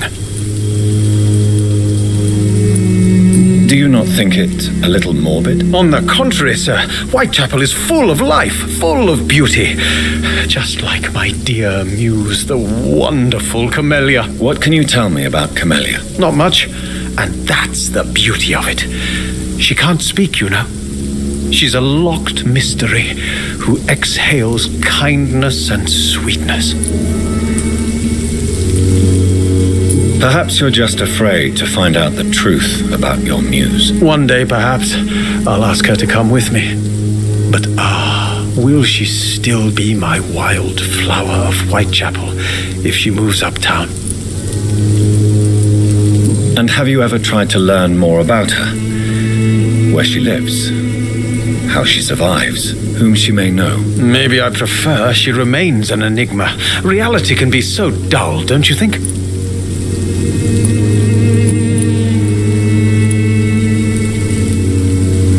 In what way, exactly? The struggle by gaslight, the barren smiles, and the arid hunger under the rain. If you say so. Such vibrant antagonism and vivid paradox. The stripped humanity raged across each street. Vivid, of course, yes. And what about the poignant distress? Oh, yes, the poignant distress. You see what I mean, don't you? That's what I want to write about, and that's what Whitechapel is made of.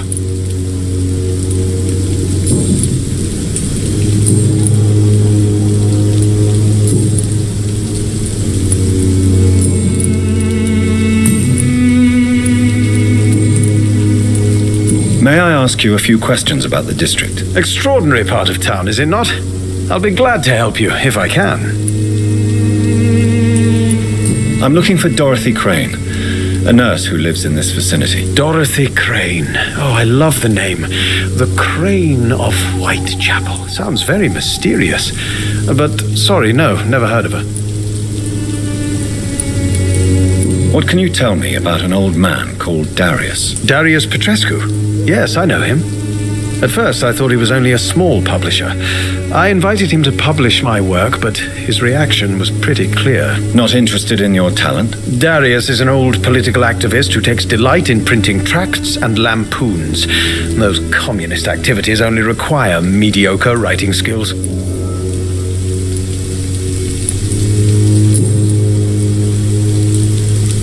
I'll leave you alone, sir.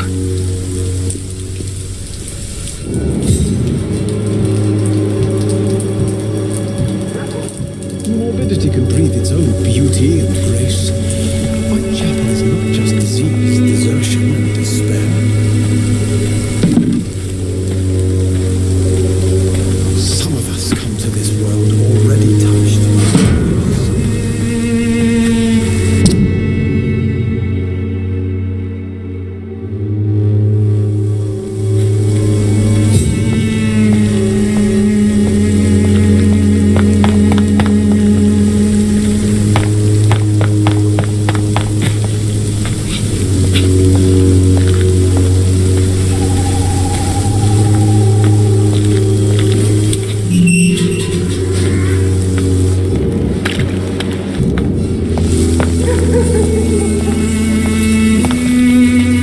Good evening, miss.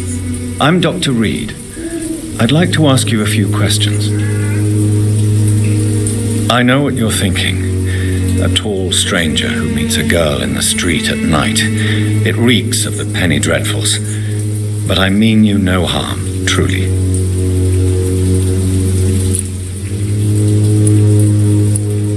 I know you understand what I'm saying.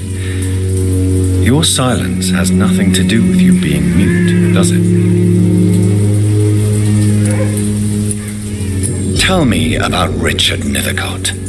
I understand he is quite fond of you, Camellia.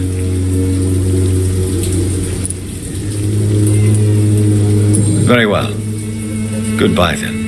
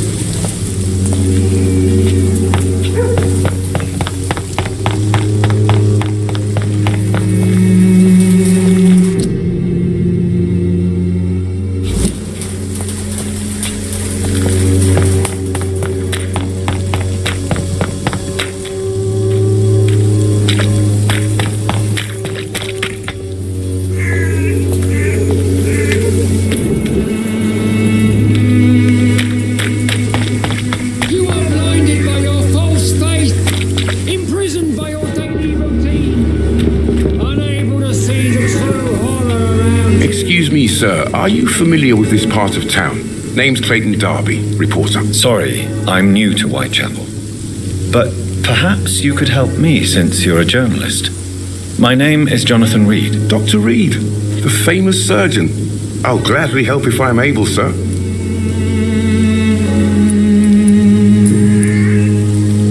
Why are the newspapers keeping silent about the Spanish influenza? It's as though none of you care. There's a war going on.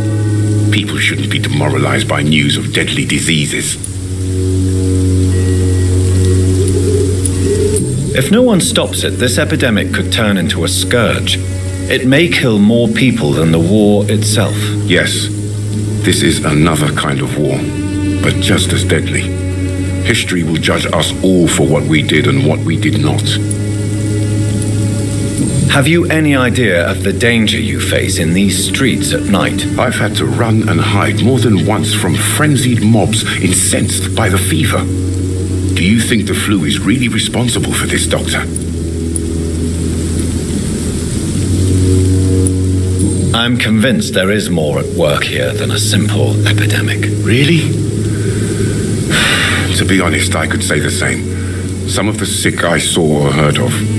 My God, what happened to them? What is a journalist doing in this borough after sunset? He goes where none of his colleagues would dare to go, to inform the country.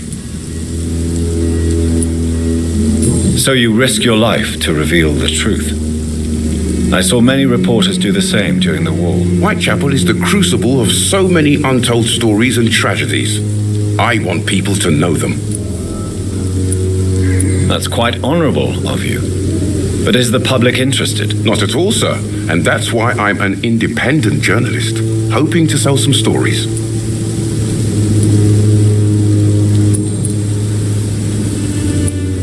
Christina Popper claims she sells her body because she can't find any other work. Do you believe her? Of course I do. Her story is exactly what I want my readers to understand. We live in an intolerant and divided nation. Do you think things will ever change, Mr. Darby? I believe the situation can only improve. And now that women can vote, I'm convinced things will change.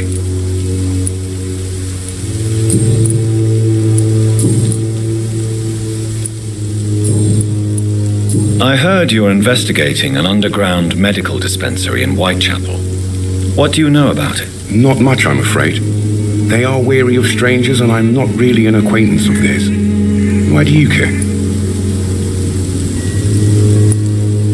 I'm afraid one of the nurses from the Pembroke Hospital may be involved with unsavory activities. Ah, could it be Dorothy Crane? Without a doubt, you are a damn fine journalist, Mr. Darby. What do you know of her accomplice, a man named Darius? I don't know much about the man. He's very cautious, never goes out, doesn't seem to have any friends or family. He has no relatives at all? No, except for that strange man, a poet named Richard Nethercott, who sometimes comes by. Darius would never let him in. Where can I find this Mr. Nethercott? He spends most of his time lurking around Whitechapel, talking to himself or declaring verses. These days, you can usually find him behind the church. He never goes out? No. A few days ago, he unexpectedly did. I followed him, but it was just a ruse to keep me away from his house. Really? How do you know? He went to the nearest mailbox, but just before posting his letter, he ripped it up and threw it away.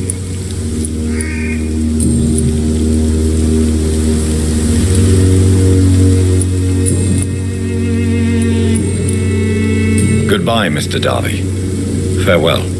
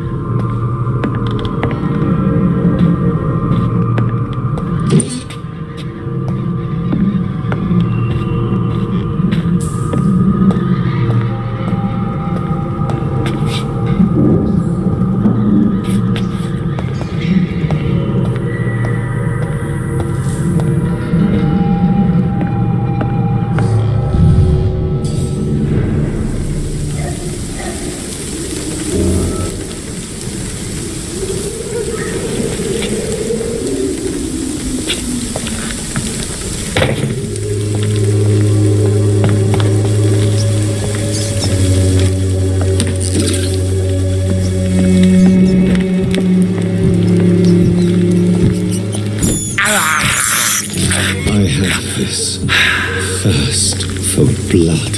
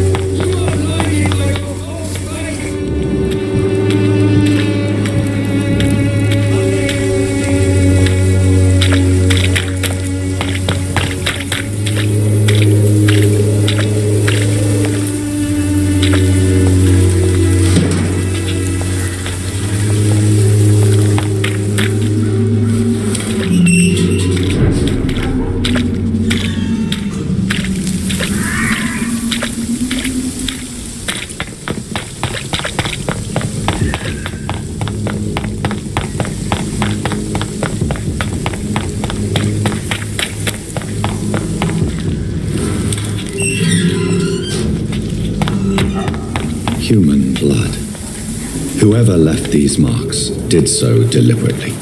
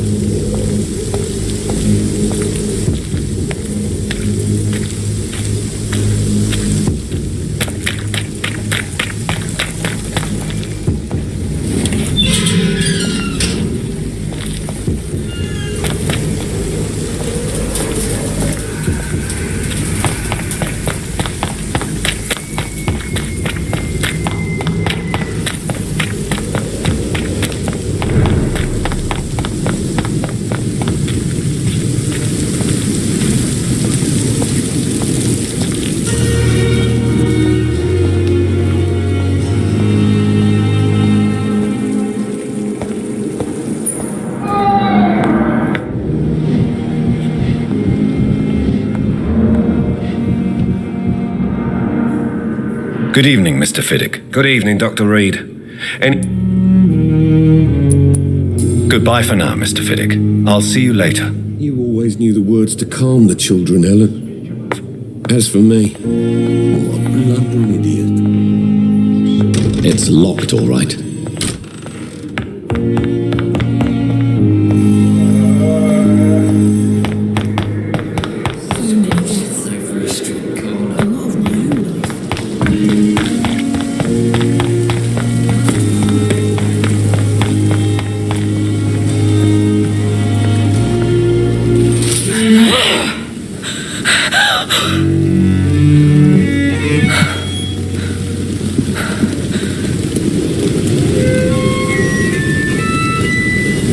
I would ask you to avert your eyes, sir. Or did you not know it was rude to stare? I knew it. Speak up, Dr. Reed.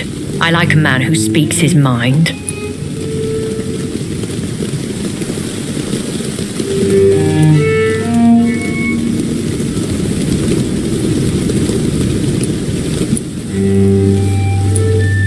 You killed him. He trusted you. And you killed him. Spare me your sarcasm, Jonathan. You are but newly born in this world.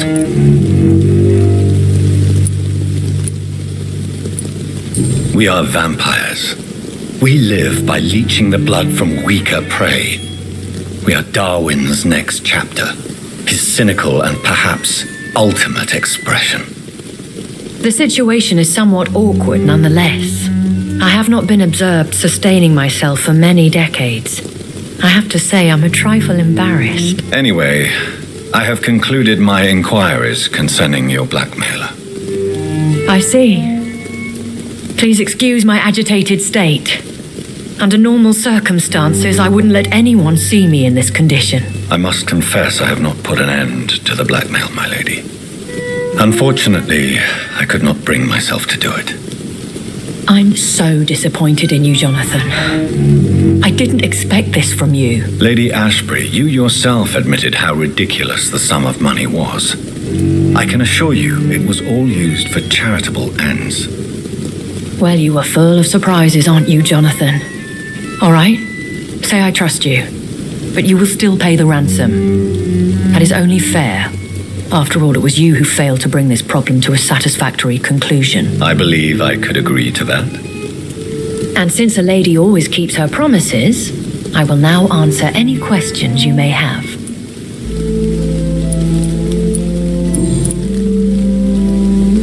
Why does Dr. Swansea allow you to feed on the patients of the hospital? Dr. Swansea is a good and compassionate man. He is trying to find a solution for our hunger. Until that happens, he is clever enough to understand that I only feed upon the dying. What do you know about this Brotherhood of St. Paul's Stole? The Brotherhood is well known amongst London vampire society. As long as our kind is discreet, and as long as they do not interfere, we have come to a mutual understanding. And no one suspected you of the murders? As you well know, suspicion has recently fallen on me of killing for pleasure. But you have my word, Jonathan. I take no pleasure in taking a life.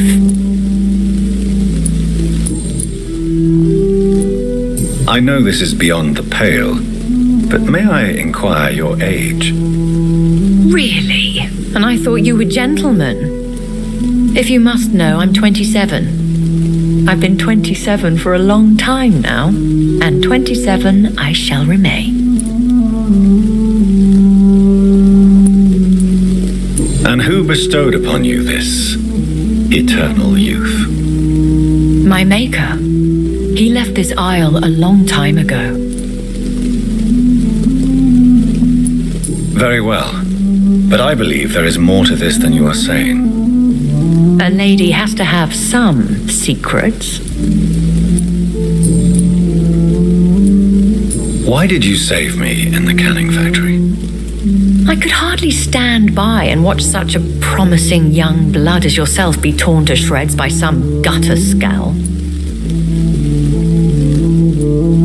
What type of vampire is a skull? Not a true vampire. The deformed offspring of lesser vampires. It is a shame these creatures run wild, slaves to their baser instincts. William Bishop wasn't the vampire that created me then? No, Jonathan. Whatever their strength and demeanor, Skulls are the progeny of careless vampires. It cannot be the other way round.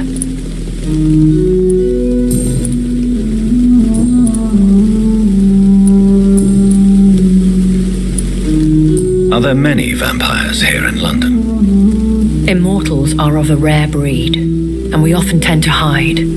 But you may occasionally meet some of us at night. Do you know any of them? Have you an idea of the identity of the vampire who attacked me? You mean your maker? No, Jonathan, I have no clue. But I fear he or she is as careless as cruel. To let you discover your new condition by yourself. What do you mean? Every now and then, you may discover an immortal in the deep of the night. But we are a rare and reclusive breed. Our progeny is almost never accidental. Will they all be as affable as you, my lady? I do not see why not. But remember, even the shark smiles before he bites. That sounds like a lesson from experience. Vampire politics are as intricate and sometimes tedious as a game of chess in a gentleman's club. I've learned from experience it is best to decline to play. I've been away from London and England for 3 years. This isn't the city I remember. Things have gone from bad to worse here, Jonathan. I've lived in this city for a long time, and I've never seen it like this. The Spanish flu has hit London that bad? Yes, but it's not just that. I've heard things. Things I've not heard for a very, very long time. There are whispers in the shadows. Something far worse than the Spanish flu is here in the city. What is it you fear? Fear has long since flown this form. But there is something malevolent circling us. I feel fear is merely waiting in the wings. When I awoke, changed, I was chased and attacked by vampire hunters. Prepared and well-trained. Though I can't be certain, more than likely it was the once glorious Guard of Priwen. Once glorious, but still dangerous. They have seen better days, but all fanatics are dangerous. You would be wise to stay clear. They are sworn to destroy our kind. You make them sound like some sort of cult. More a society, and like all the best ones, a secret society. I thought them almost gone, but it seemed they have been recruiting.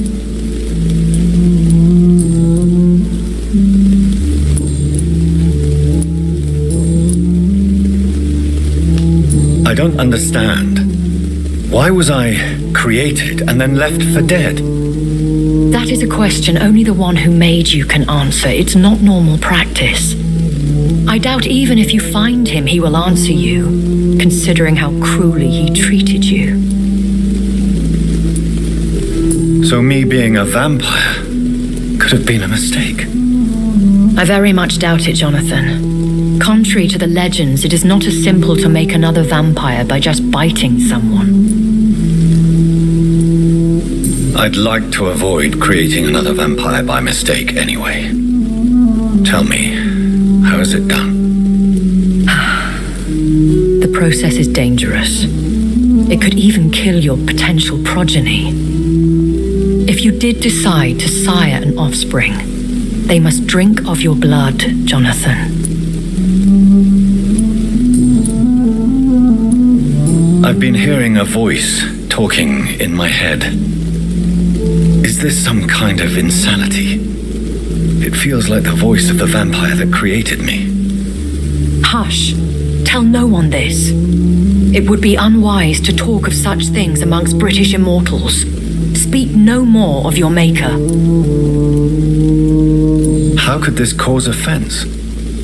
Only the powerful immortals can mentally call to their progeny. No vampire or hunter will sleep easy, knowing that an unidentified elder is stalking the streets of London. Excuse my forwardness, but are you my maker? Me? Goodness, no. Only a foolish immortal would create a progeny without taking precaution, and I'm no fool.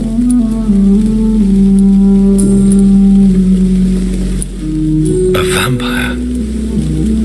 Is that what I am? What we are?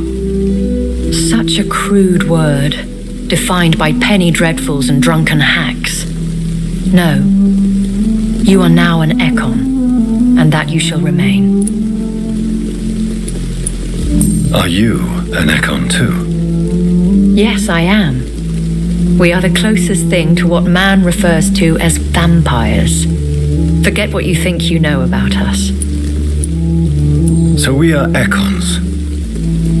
How can I identify us amongst other vampires? How to put it? All Ekon are vampires, but all vampires are not Ekon. We are but a branch of the immortal tree.